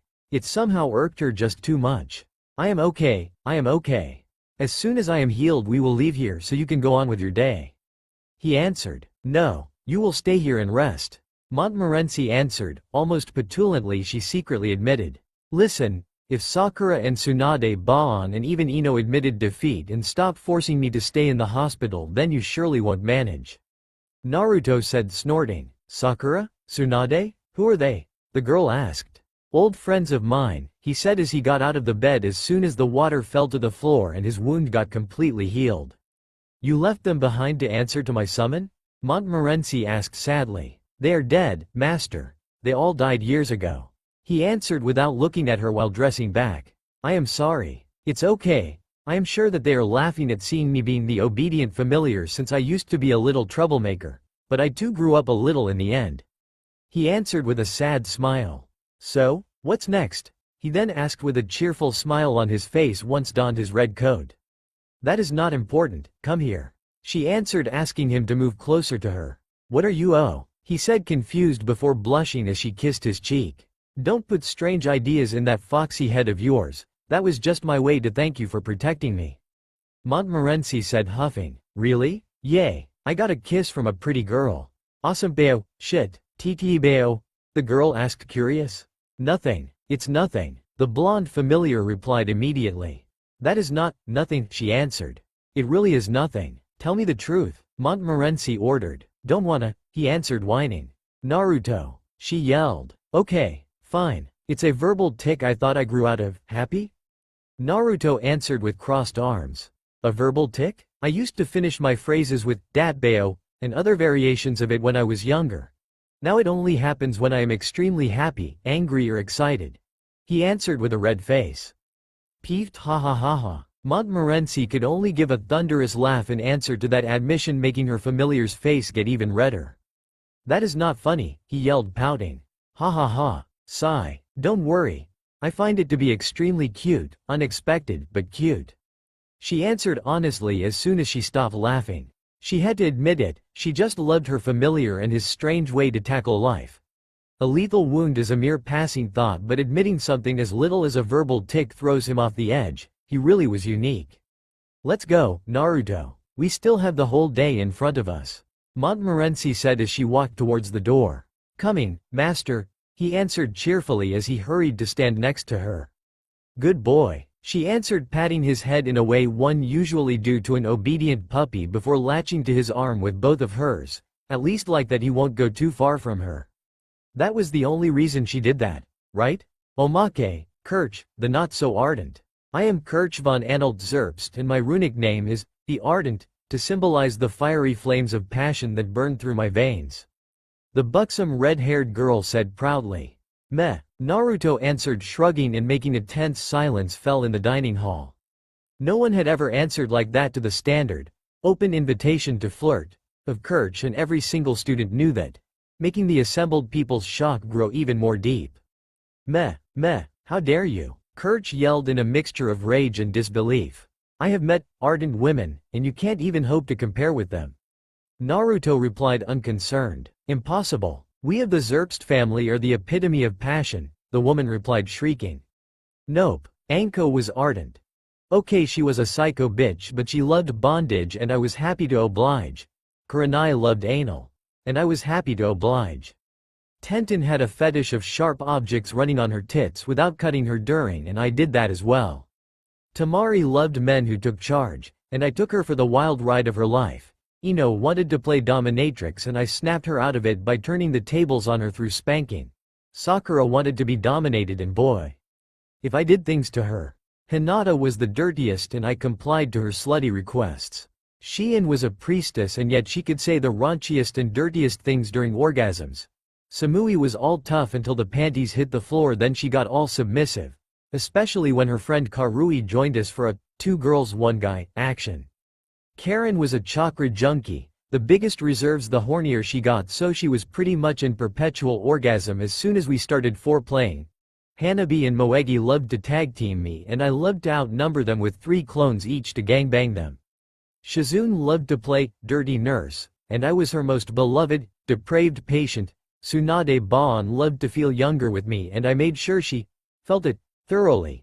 Princess Koyuki and me made a fortune with adult operas by going at it like animals in front of full houses in pretty much every theater of the elemental countries. She was a very cute exhibitionist. Yugo and the other girls of the Anbu Corps just wanted to test the limits of my stamina and I outfucked them. All 16 of them. Conan sometimes came to visit me just because. Apparently her old boyfriend made sure to spoil her with the 6 bodies he could control, so she needed a man with matching stamina and multiplication to get off. This goes for Maid Terumi, Shizuka of Nadeshiko Village, Kuritsuchi of Iwa, Tsunami of Wave Village, and many others too. So no. You are not ardent, at best you are nicely warm, or something like that. Naruto answered. Disbelief. Utter and absolute disbelief filled the huge hall until a slow clapping started, with one of the male servants slowly growing in volume as other noble and commoner boys joined, until it evolved into a full standing ovation of males crying tears of pride, while the girls present were either indignant for this calm recollection of sordid affairs or refusing to look at the blonde familiar to not show their blushing. Only Montmorency was standing tall with a smug grin, saying over and over again, yes, I can testify that being true. 8 times a day, every night without pause, and just because I can't last longer, to whoever looked or asked her directly. Gush himself could not find in himself the strength to get angry, mostly because he was by now kneeling in front of Naruto asking for lessons, and because frankly, who could ever hope to match that living monument to manekind's manliness? That's it, I challenge you, familiar. Kirch growled in blind fury. You challenge me? Naruto said, amused. Yes, tonight, my room, I will break you. She answered, stomping down with her feet. What makes you think I will let you do that? Montmorency asked with narrowed eyes. What, afraid to have him stolen from you? The Germanian girl replied, smirking. No, I just hate have someone come between me and my nookie night, Zerbst. The other answered. If you do that and, for some reason, he comes out as the winner, I will stop dressing provocatively and flirting for a month. But if I win, he will become my familiar. Kirch offered. Deal. Montmorency answered. Hoy, it's my body you two are betting with. Naruto said, offended. Please, the blonde girl asked cutely. Back door or I am not doing it. He replied. Fine, but you'll have to be gentle, I need to sit and walk properly to go to lessons. Montmorency answered. Wonderful. Prepare to lose him, Monmon. Kirch said with a vindictive smile. She will win. She will just gorge herself in aphrodisiacs just to be sure. Use all the dirty tricks her mother taught her just for this occasions, and she will once and for all show everyone that a Zerbst is the purest embodiment of passion. Of love. She will triumph. The next day, Alva's dining hall. I can't feel my legs anymore. Kirch moaned pitifully from her position at one of the tables with her cheek glued to the table's top.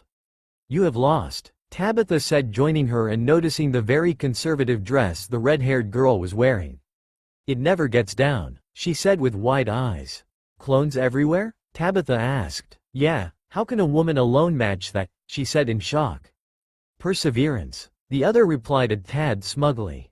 "What do you? Don't tell me," Kirch answered before pointing an accusing finger at Tabitha and at the bags under the blue-haired girl's eyes. "Came to me after finishing with you," Tabitha answered simply, carefully not mentioning that Urukuku too had helped and was now still sleeping off the night activities. "Unbelievable," Kirch muttered. "Then Miss Longville," the other said, pointing with her staff at the headmaster's secretary sporting similar shadows under her eyes as she literally slept while sitting. "And then Montmorency," she then said, pointing at the blonde girl sitting on her familiar's lap while he was feeding her. "Open up," Naruto said with a wide smile. "Ah," the girl replied happily before leaning her head on his shoulder. The scene was so utterly cute that an aura of sparkles and little hearts was enveloping the giggling duo of blonde master and familiar as they fed and kissed each other. "Lucky bitch," Kirch and Tabitha hissed at the same time. Goosh was having a very nice day. Lessons went well and once again he could show off his knowledge of earth-based magic. He had surprised Montmorency with his abilities and he was still one of the coolest guys in school. Everything was simply perfect. Luckily this time around Goosh had not a commoner with plot armor on his side to give the young noble a well-deserved and needed ass-kicking life lesson, so he felt quite okay with himself, no matter the fact he was actually having those particular thoughts that morning for some strange reason he himself could not explain. "Goosh," a young voice said, ecstatic, interrupting that very peculiar train of thought. "Little Katie, your beautiful face is exactly what I needed to further brighten my day," the boy answered as the first-year girl neared him with a basket in her hands. "I have prepared some food. Do you want to have a little picnic with me?" "I made everything myself," Katie said with a pretty blush on her face. "Then I shall pay honor to it and your efforts, my dear," Goosh said with his best charming smile and secretly thanking the heavens and the founder for Montmorency being absent and not looking for him in that precise moment. "Yes," Katie answered happily as she latched her arm with his offered one so both could walk in a properly romantic, and adequately isolated, part of the gardens. "I prepared only your favorite dishes, Goosh. I am so glad that you accepted my offer," the girl said as she leaned her head on his shoulder. "And I am moved you went through all the trouble to prepare everything, my dear, Goosh answered before both stopped dead in their walk to go wide-eyed in shock. "Oh, a known voice yelled as its owner went through clearly intense training exercises. "Ooh." It was then that the two lovebirds noticed the shell-shocked Kirch standing near them with unfocused eyes while drooling. Expression mirrored by pretty much every other girl of the schoolmates comprised. "What is happening here?" Montmorency asked as she too walked behind Goosh that had barely the time to detach from Katie before being caught. "Hoff, oh. Done already with your errands, master?" Naruto asked innocently after having fall on top of a clone of himself ending up straddling the Bunshin's hips. Meet the Oiroke no Jutsu, male version. Two pretty Bishonen boys fighting shirtless and, casually, taking risky, slightly homoerotic poses while sweating highly and grunting in a suggestive way. Once added a little genjutsu for the bishy sparkles effect, the jutsu was pretty much sure to strike deep enough to affect the 99% of the ones watching. "Goo," the heiress answered in surprise. "You okay?" Naruto asked, worried before dispelling the clone and grabbing a towel. "Maybe we overdid with the sparkles?" Matabi asked, worried. "Nah, I was the one to write the script of the whole act, so it was perfect. It's just them being too weak-willed to fully comprehend its inner beauty." Shukaku answered, offended. Muscles." Montmorency stammered as her eyes shamelessly followed a single drop of sweat along every crevice or mound of his muscled chest and abs until it disappeared once absorbed by the waistband of his pants. "Yes?" he asked, leaning closer. "Smurfrublu," she somehow answered while licking her lips and taking in a huge breath. "Put a shirt on and try asking again," Son Goku said with a groan. "I just wanted to play a prank, I didn't expect it to have this effect. Sorry, I got bored and decided to train a little, I didn't want to give a spectacle or embarrass you." The last shinobi muttered as he rapidly dried himself and wore back the top half of his clothes. I am not embarrassed per se. A little overwhelmed maybe, but it was only the surprise factor. Montmorency answered once finished recomposing herself. Listen, I thought about it. Okay, let's do it. Naruto said seriously. Do it? Do what? The girl asked with a face so red to emanate light on its own. I'll train you with the chalk.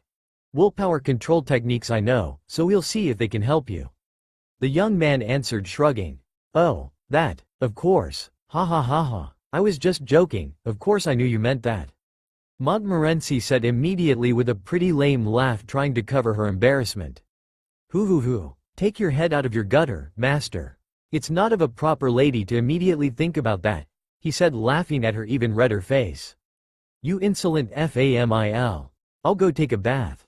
Meet ya in 10 minutes, ta-ta. The shinobi said disappearing in a burst of smoke without letting her finish her rant. Come back here. Montmorency bellowed as she ran towards her room leaving behind the still shocked students, maids and professors of the school. Oh, dear. All those muscles.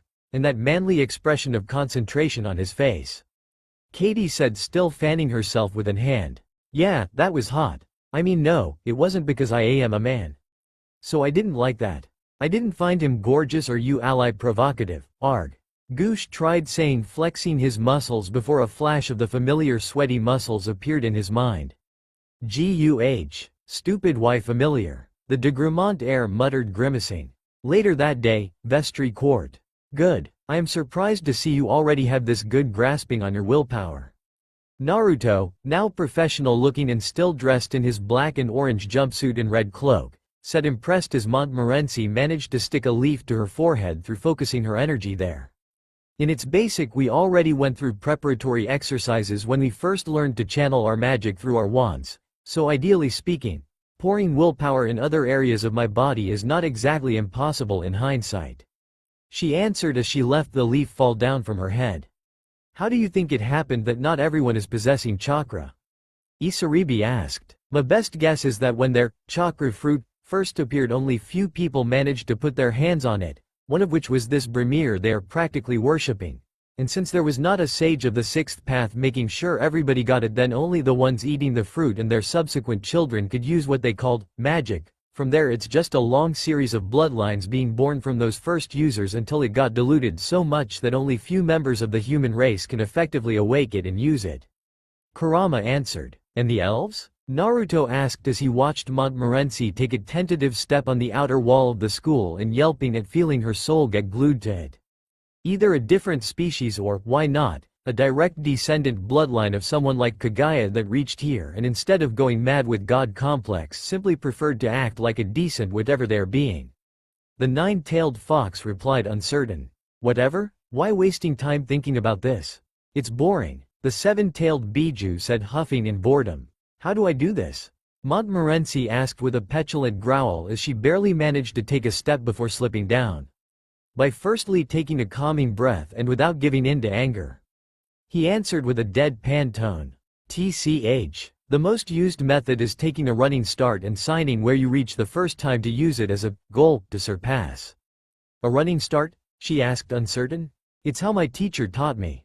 Naruto answered shrugging. I still think it's stupid, whatever. The girl muttered before taking few steps back and running forward. To her shock she actually managed to take 5 steps up the wall before falling down with a short shriek. Hoff. Well, that was an awesome start, master. Congratulations, Naruto said as he caught the falling girl in his arms. Do you think? It was what? 4 steps? 5? Montmorency asked before noting the position she was in and turning beet red. 5 steps actually, let me sign where you reached so you can try again. He answered as he gently put her down to walk on the wall himself and draw a line on the wall with a kunai. Yes, she answered. Unknown only to her, a rather big group of girls and boys were silently watching the scene, surprised to see the Montmorency heiress manage to walk herself on the wall once followed whatever instructions her familiar gave her. So it works, it can be done. If only Mr. Naruto was willing to share his knowledge.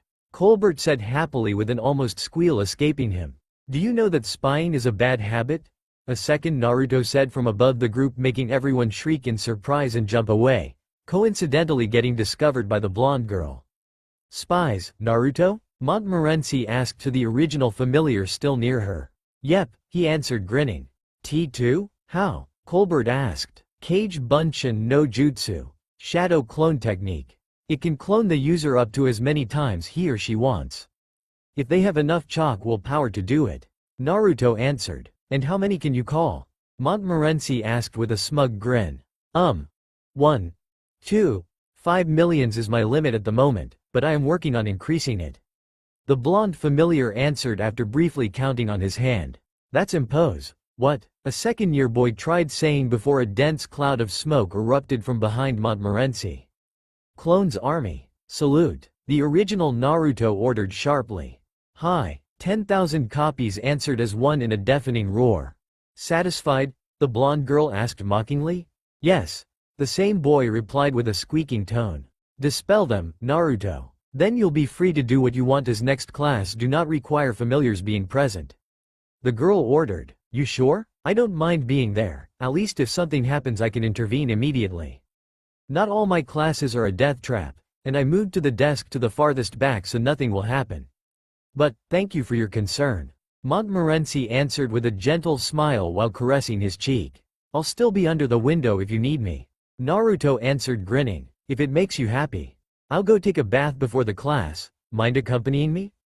In a flash the clones went dispelled and in their place the huge fox body of the familiar took their place as he took his master away towards the school. Show off, she was heard saying with a short giggle. That's unfair, Louise muttered looking at her bug familiar resting in her arms. Valier-san? A voice asked from behind her. You are one of the clones. She answered. Yep, boss was curious of a thing. You make things explode. Why? The clone asked. Because I am not good. She answered looking away. Another reason? The copy asked huffing. My magic refuses to obey and goes out of control? The girl tried saying. A little better. Have you tried with a bigger wand? Maybe you put too much magic through that little thing. He answered shrugging. You mean a staff? It doesn't work like that, I think? Louise answered angrily before dropping it unsure. Boss has too much chakra and can't make a normal bunshin. And yet he can do the Kage Bunshin variant that is considered a more difficult and energy-consuming version of it in Spawnus in Hordes. Maybe you need to do the same and jump directly to high-level wands and spells. It's worth a try. What else could go wrong more than a slightly bigger explosion? The clone answered crossing his arms. Ah, what else can go wrong in trying? The pink-haired girl muttered to herself, barely noticing the clone dispelling himself in front of her. Later that day she will compose a short letter to her father asking if her testing the staff theory would have been possible, citing the possible need of a bigger wand to try and channel her power without creating collateral damages. Sure, the note of the thing was nearing the begging tone, but in her current situation is what not exactly too far from what she felt like. Later that day, courtyard. Urukuku the dragon familiar, normally known as Sylphid by everyone else, was slowly walking through the wide area by herself feeling utterly bored. Her master, big sister Tabitha was still taking lessons so she was alone. Sighing to herself she curled into a small ball to try and sleep as a way to pass the time. It was then that something softly hit her head making her eyes snap open to see a small ball of breadcrumbs hit her again. Feeling bored? Naruto asked with a devious smile as he flicked his finger launching a new projectile at her forehead. Q? The dragon familiar answered looking at him with her head reclined to the side. Me too, so I was hoping you could help me. He answered nodding as he moved closer to caress her head. Q? Urukuku said as she got up to look at him in the eyes. Never heard about tag? The blonde familiar asked with an even wider grin.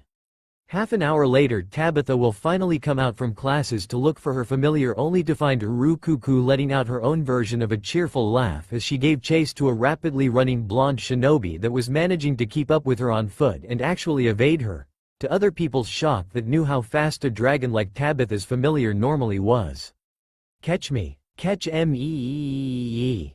She heard the familiar say as he created 2 copies of himself so that he could move in 3 different directions to confuse Urukuku. Kyuuu. Tabitha heard her familiar answering before pouncing on one of the blondes and frowning once the smoke of the dispelling covered her face making her sneeze. Here, one of the Narutos said. Nope, here, The other said from the opposite direction. Choosing blindly, Urukuku shot forward and apparently finding the real one as the other dispelled, while the original jumped over the dragon and moving his hands on her forehead, using the momentum to propel himself above and over her so to leave the poor dragon stumble forward. Q. Not fair. Urukuku said, whining, making Tabitha cringe in horror at her talking. Sorry, I guess my clones are against the rules. He replied with a sheepish smile. Big brother is a cheater. Urukuku doesn't want to play anymore. The dragon added, sighing, making her master cringe even more at the reveal of her real name. Ooh, I am sorry. Really, I am, Naruto said, moving closer. No, big brother is a meanie. Urukuku hates him, she answered, moving to give him her back. Ah, come on, what do I have to do to be forgiven? He asked with a trembling lip. Urukuku doesn't tell. What about an hug? Naruto offered, opening his arms wide. Q. Okay, but no more clones when big brother plays with Urukuku, the dragon said before spinning rapidly on herself to crush the shinobi in a strong hug. Whoa, you don't play around when you hug someone, ya big girl. Naruto replied, chuckling as he hugged her just as hard. Q. Big brother feels nice. Urukuku said, rubbing her draconic cheek on his. Do I? Urukuku likes. She replied, purring. Hoo. Then you can hug me as much as you want. He replied, amused. Urukuku will big brother play again with Urukuku? She asked. Yes. Just remember that Tabitha told you to not talk when other students are around, okay? He answered. Okay, big brother, the familiar answered, nodding. Let's go, Tabitha said, moving near the duo. Sorry if I got her to talk, she was having fun and slipped. If you don't want people to know, I will maintain the secret. Naruto said. Thank you. Call her Sylphid when not alone. The girl answered with a short nod before tapping her dragon on the head with her staff.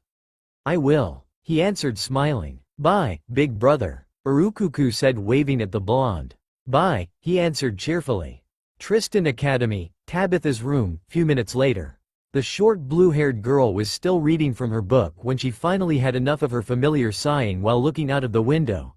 Deciding enough was enough, she calmly closed the tome on her lap and looked at the distraught dragon in her room. What happened?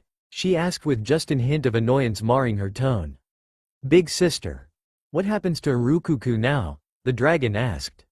What? When Urukuku hugs big brother, she feels warm and funny. The familiar answered, making a deep sense of horror wash over Tabitha.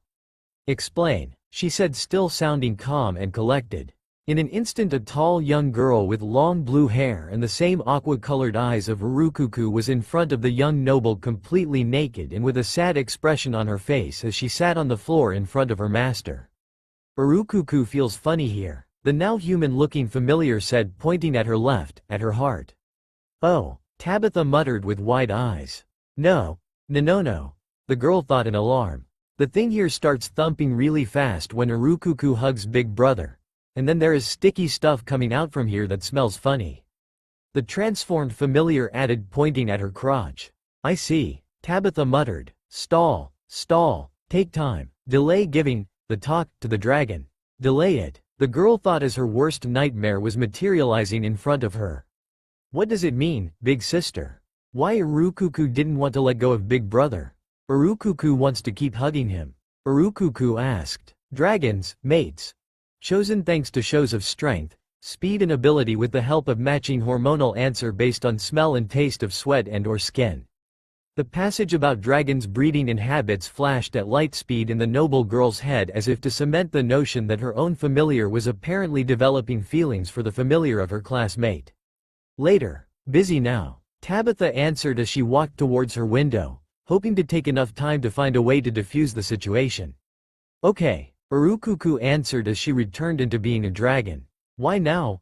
And why him? What is the reason? She muttered to herself in dismay until her eyes fell in an isolated corner of the courtyard where she saw Naruto grumbling to himself while filling a bucket with water. He was also pretty much naked and covered just by a pair of boxers and already drenched in water, having apparently been forced to wash outside by his master. Not that Tabitha was watching as the water kept running down his muscles or admiring with a magnifying water spell how the wet hair gave him a more savage look or how the wet boxers were turning almost transparent, showing the outline of his stupid why familiar. Tabitha muttered to herself as she pretty much ran out of her room before she could mentally conjure any image. The next day, Tristan, capital city. The crowded streets, the busy market, people coming and going, running, playing or chatting, all seemed so similar to the old Konoha he treasured that for an instant Naruto couldn't suppress a sigh at watching the scenery around him awake his long-buried memories of days past. "Do you miss your home?" Montmorency asked with a sad expression. "A little, but it had already disappeared the moment you summoned me, Monmon-chan." "It's okay, I still have my memories," he answered, giving her a small smile. "Tell me if you need to talk about it," she offered. "Thank you, master," he answered, grinning. "Good. We seem to have everything I needed to restock my potions, ingredients and my essences for my perfumes. What about you?" the girl said once checked the bags in her familiar's hands. "What about me?" Naruto asked, pointing at himself in confusion. "You are wearing the same clothes ever since you came here," Montmorency answered, stomping down in childish annoyance. Hoo. I have 6 identical jumpsuits and jackets, Monmon-chan. What do you think? That I never change clothes? I am not an anime character, you know," the blonde familiar answered, snorting. "An anime what? Whatever. We are going to give you something else to wear instead, something good for a gala or something. I won't have my familiar dress like a commoner during high-class events," the noble girl said as she started to rapidly walk away. "Nothing too fancy, I don't like clothes too flashy." "You wear orange," she answered with a raised eyebrow. "Hoi, watch what you say about the orange, woman," he hissed in answer. "Humph, you and your petty love for that eyesore color. We will take something nice. Like a blue dress or—" "No, dresses," the familiar growled.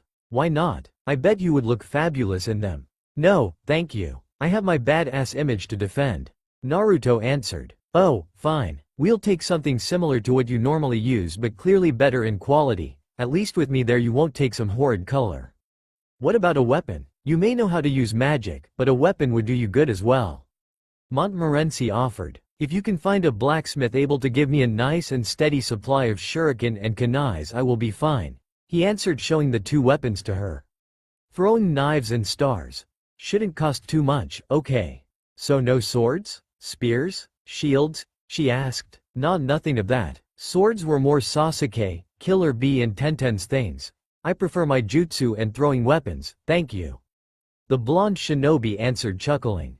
"That's better actually, a good sword would surely cost me like a dozen of those knives if not more," she answered, shrugging. "Meanwhile, run down weapon shop." "No, you can't do this. I am the talking sword. I am canon," Delfolinger yelled in shock as the owner of the shop gifted him to Professor Colbert. "Not in this story, mate," the man answered, grinning. "A talking sword. Fascinating. I will add it to the school's vault for later study.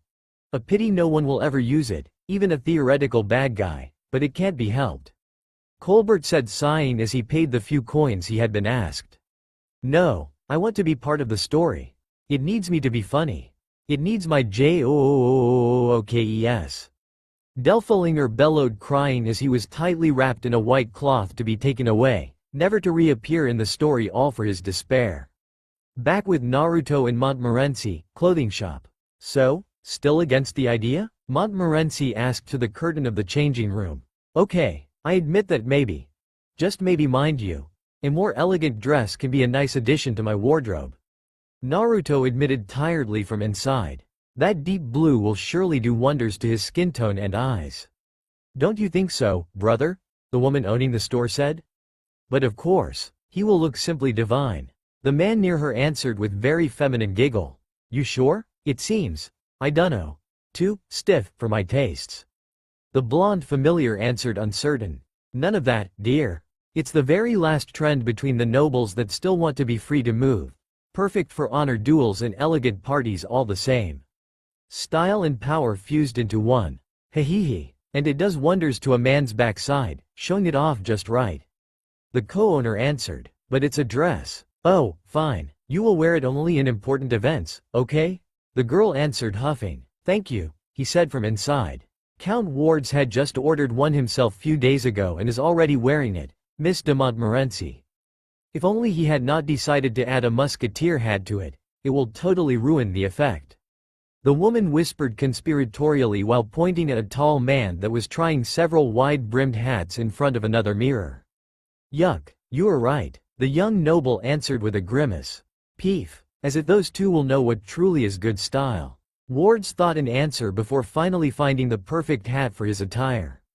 Coming out, Naruto said as he walked out of the dressing room, showing the deep blue version of Ward's clothes sans the cape-like robe over it. Why not the cape? Montmorency asked. Never wear them, they tend to get stuck in the worst possible moment. But seriously, doesn't it make my ass look fat? The familiar answered, showing his back.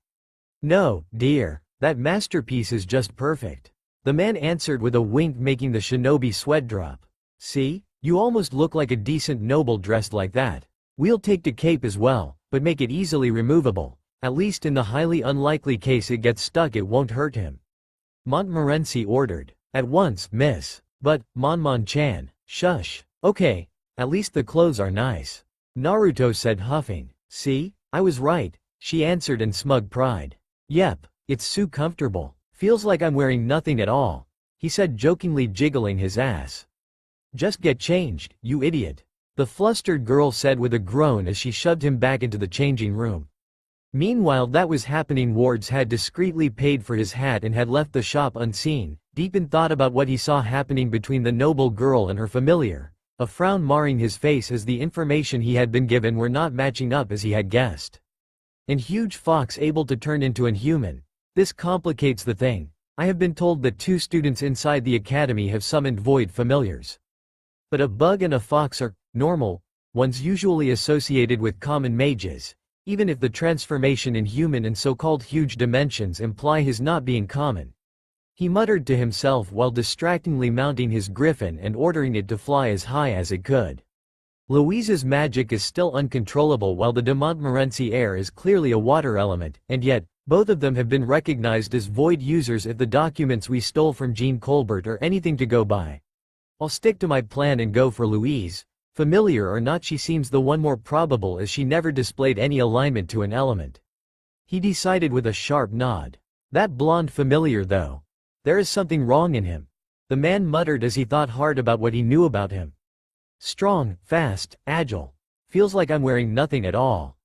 Nothing at all. Nothing at all. His thoughts were unfortunately derailed by the image of the jiggling ass of Naruto in a pretty horrific close-up to his butt cheeks. Arg, stupid, why familiar? Wards yelled in horror and almost falling from his ride out of sheer disgust alone. Back to Montmorency, rode towards the academy. Hey, Naruto? She asked abruptly. Yes. The transformed familiar said while looking up on his forehead where the girl was sitting on. Soon there will be a special event held in the academy, and I wish to participate. Montmorency answered, climbing down until she was sitting on his massive foxy nose so to see her whole body reflected in his giant slitted eyes as he was forced to go cross-eyed to look at her, and honestly, she was having troubles to not laugh at the image. I am listening, he answered, stopping his walk to sit down.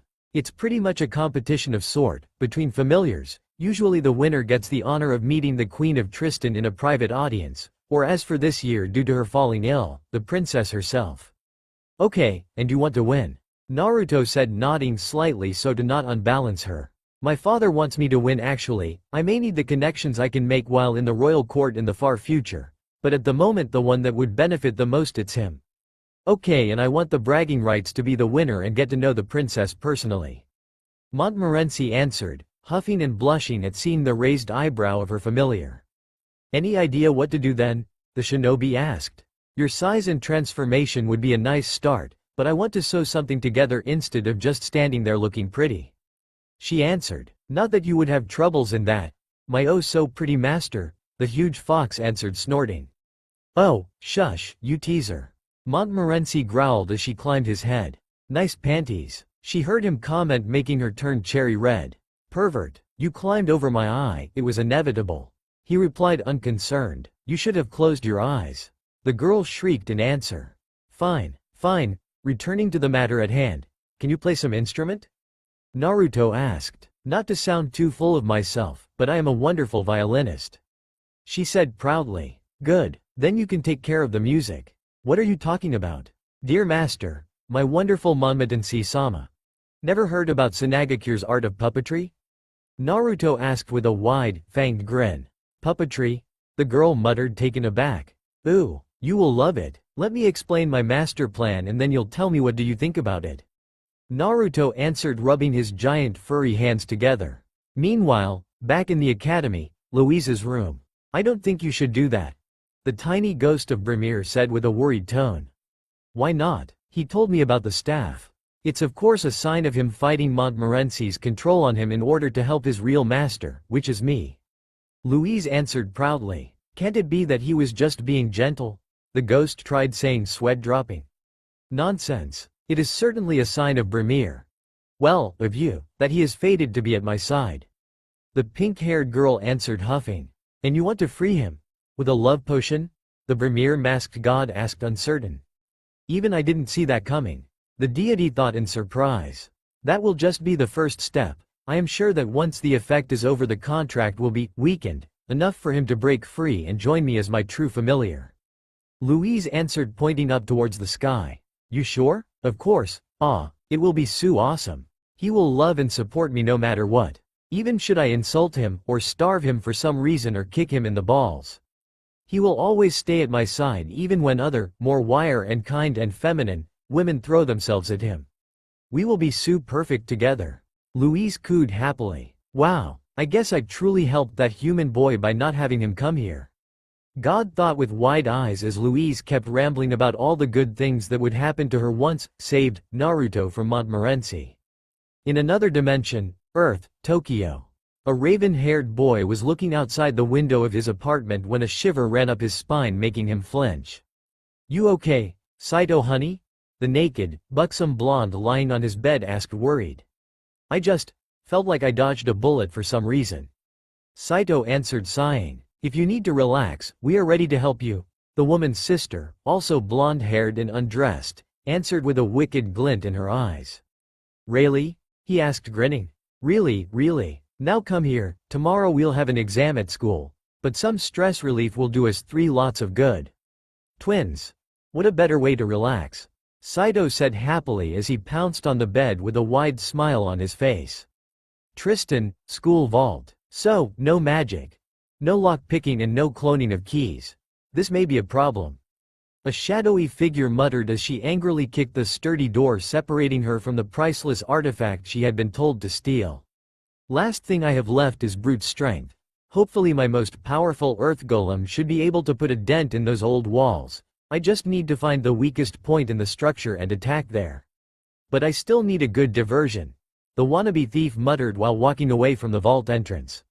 I can't wait to show everyone how cool my wolf familiar Sif is. The familiar fair will be the stepping stone to my path towards greatness, a tall boy said as he and his friends passed near the figure, forcing her to hide in the shadows. If you say so, Artorias. I think my snowy howl will totally steal the show. Oh, do shut up, Harold, the first student answered, annoyed. The familiar fair, perfect. At least should I fail I will be able to take the princess as hostage and ask for the staff of destruction as ransom. Sigh. On paper it seems fine and all. Let's hope I won't be forced to resort to that. The thief said in realization before deflating into pure sorrow, sighing at the difficult mission she was faced with. There may be pride in managing an impossible theft, but being remembered posthumously for that was not the same as being alive and basking in the glory of it. Focket, the crumbling earth, knew that there was a neat difference between the two things. But money were money and she desperately needed those, so she forced herself to be strong and go on with her planning. I have a bad feeling about this, she muttered with a groan before disappearing from the corridors to return to her hideout. Omake. Karen discovered that her rule is not the only thing hard as steel. Mother. Louise almost shrieked when Karen the Duchess de la Valliere herself appeared at the school gate accompanied by her father and her 2 older sisters. I am here to finally meet your familiar, Louise. You failed to notify me about it and I know you summoned one. Where is it? Karen asked with a glare that had the grass behind the girl wither and die in agony. My room. I left him in there. She answered. TCH. A noble is supposed to always bring her familiar everywhere she goes. I thought that at least this I taught you well, the woman said, sneering. I had my reasons. Louise answered meekly. Please, mother, I am sure little Louise had her good reasons. Catalya said with a pleading tone. I say we go there to see it, Eleanor said, huffing. May as well. Stay with Louise, darling. Something tells me she may try to find an excuse and escape punishment once we see her familiar. It almost makes me afraid to see it. Karen added as she marched forward, immediately followed by her two daughters. Is you familiar such a disappointment, Louise? The current Duc de la Valliere asked, curious despite himself. Not exactly, father, Louise answered, uncertain. Meanwhile, Louise's room. There ya go. You shouldn't escape your master, especially by hiding in Mon-Mon-chan's room. She hates bugs, Naruto said, smirking as he moved the fat beetle on the pile of hay. Sigh. Being a familiar sure is a pain in the ass. Lots of orders to follow. Not so different from following a cage. The blonde familiar muttered with a groan. In the same moment Karen and the two girls entered the room. But being a familiar of a noble family such as should be seen as an honor. Karen replied with a frown. And you are? Naruto asked. I am the mother of your master, so I expect a proper model of conduct from her familiar, just like I taught her. Karen replied. That should be Montmorency's mother? She has pink hair. At most she may be Louise's mother. Naruto thought, confused. Sarada was Sasuke and Sakura's daughter, but that didn't stop her from having black hair instead of pink. And one of those girls is blonde as well, so maybe Montmorency took from her father. Matabi answered, uncertain. So, why are you not answering? Why you are here instead of with my sister? Even so, summoning a commoner may be a good reason for her to keep you hidden. Eleanor said, sneering. You may be her sister, but certainly she took good manners from your father, as you and your mother are certainly lacking in that department. Naruto answered with an equal glare. What did you say? Karen said, hissing dangerously with narrowed eyes. Nothing too much, just that you and that girl should visit a doctor. You seem to have a pole stuck deep inside your ass. The shinobi answered, nonchalant. Oh, dear. Catalya muttered in disbelief as she saw the angrily pulsing vein on her mother's forehead grow in size. How dare you? Karen roared in blind fury. What, do you want to punish me, you old prune? Naruto asked mockingly with a fanged smile. Oh, old prune? The Duchess roared. Years have not been gentle with you, that's for sure, Granny, he answered, smirking. Triple A arg. The woman roared as she marched inside, slamming the door behind herself. 4 hours later. Your mother is taking awfully long to find your room, the duck said, jerking awake from the table. Both he and his daughter have been sitting in wait before falling both asleep. I'll go call them. If we send a servant, Brimir knows how long we will have to wait again. Louise answered, hurrying towards her room. Just be fast. I am not getting any younger waiting here, the man answered, groaning while rubbing the sleep off his eyes. A short run later found the pink-haired girl panting in front of her bedroom door, already dreading the anger of her mother at the revelation of the bug being her familiar. Once opened the door, though, her world came crashing to pieces, as in the middle of the room stood Montmorency's familiar, having his way with her mother, both naked and with him behind her, hosting her in the air by the back of her ankles and moving her whole body up and down at inhuman speed while thrusting his engorged penis deep inside her. AHA, AHA, AHA. Karen was howling in bliss while leaning her head back on his shoulder with her eyes rolled back and her mouth hanging open, shamelessly drooling in what the shinobi's old teacher Jiraiya would have called a perfect by the book Aigao look of fucked stupid bliss. Mother, Louise yelled with wide eyes. Sister? Catalya too? The short mage said in horror as she finally noticed how her other sister too was riding savagely a clone while a second one was ramming her ass mercilessly with his shaft. The only reason she was not screaming was because she was greedily suckling on the third clone in front of her, with obscene slurping noises filling the room whenever one of the other two was not yelling in pleasure. Guh. The third daughter of the Duc de la Valliere could only gape at the horrid spectacle of debauchery taking place in front of her in her room. Step aside, Tabitha said as she calmly joined the room with the transformed Rukuku before undressing herself. But, Louise stammered. Sorry, but you must be this tall to enjoy the ride. Kirch added as she too entered, taking out of nowhere a cardboard cut of Naruto with said text and holding a line few centimeters taller than Louise was. But Tabitha is as tall as me, the pink-haired girl said, whining. VIP guest. Tabitha answered, showing a black card with a silver VIP written on it before slamming the door on Louise's face. But what about me? She asked. Here. Take this and be a good girl, okay? Miss Longville said, giving a piece of candy to Louise while patting her head before she too undressed to enter the room. It's unfair. I want my lemon scene too. Why you people hate me like that? What did I do wrong? A couple hours later. Darling, wake up. We are returning home, Karen ordered, making her sleeping husband jump up awake in an instant. Wah, what happened? The bewildered man asked drowsily. We found the wrong familiar and spent the rest of the day knowing him deeply. Karen answered, nonplussed, as she marched towards their carriage, covering her limp just in virtue of her military past. Deeply? The duck mouthed, curious. Very, very deep, Eleanor muttered with a shiver of delight, falling silent when Catalya's elbow went buried in her side. So what about Louise's familiar? The man asked. It was normal, nothing too exceptional unfortunately. She replied, unconcerned. At least she summoned one. The man replied in relief. Will we ever come back again, mother? Eleanor asked, looking longingly at the academy. You already miss your sister? The duck asked, laughing. Yes. My sister. I miss her already. The girl droned in answer once saw Karen's discreet glare aimed at her. We can come here anytime you want. I am sure they won't mind. The man answered, always ready to pamper his daughters. Can I come too? Catalya asked immediately. Of course you can. You are showing a better color and more energy than when we arrived. I guess that familiar did wonders to you. Yes, he has been very vigorous, I mean. Yes, it was nice getting outside. The girl answered with a very red face. Bah, whatever. The duck said, shrugging and signaling to their servant to take them back home. While the carriage slowly pulled away, the three Valier girls could see from the windows of the Alvis dining hall as Naruto moved out from the kitchen to personally serve dinner to Montmorency. He had clearly prepared himself for her before feeding her in a scene of utter cuteness that induced cavities in the unfortunate one sitting too close to her. Lucky bitch. Karen, Eleanor and Catalya hissed at the same time with narrowed eyes. That's all for now. If you enjoy, then please like, share and do comments.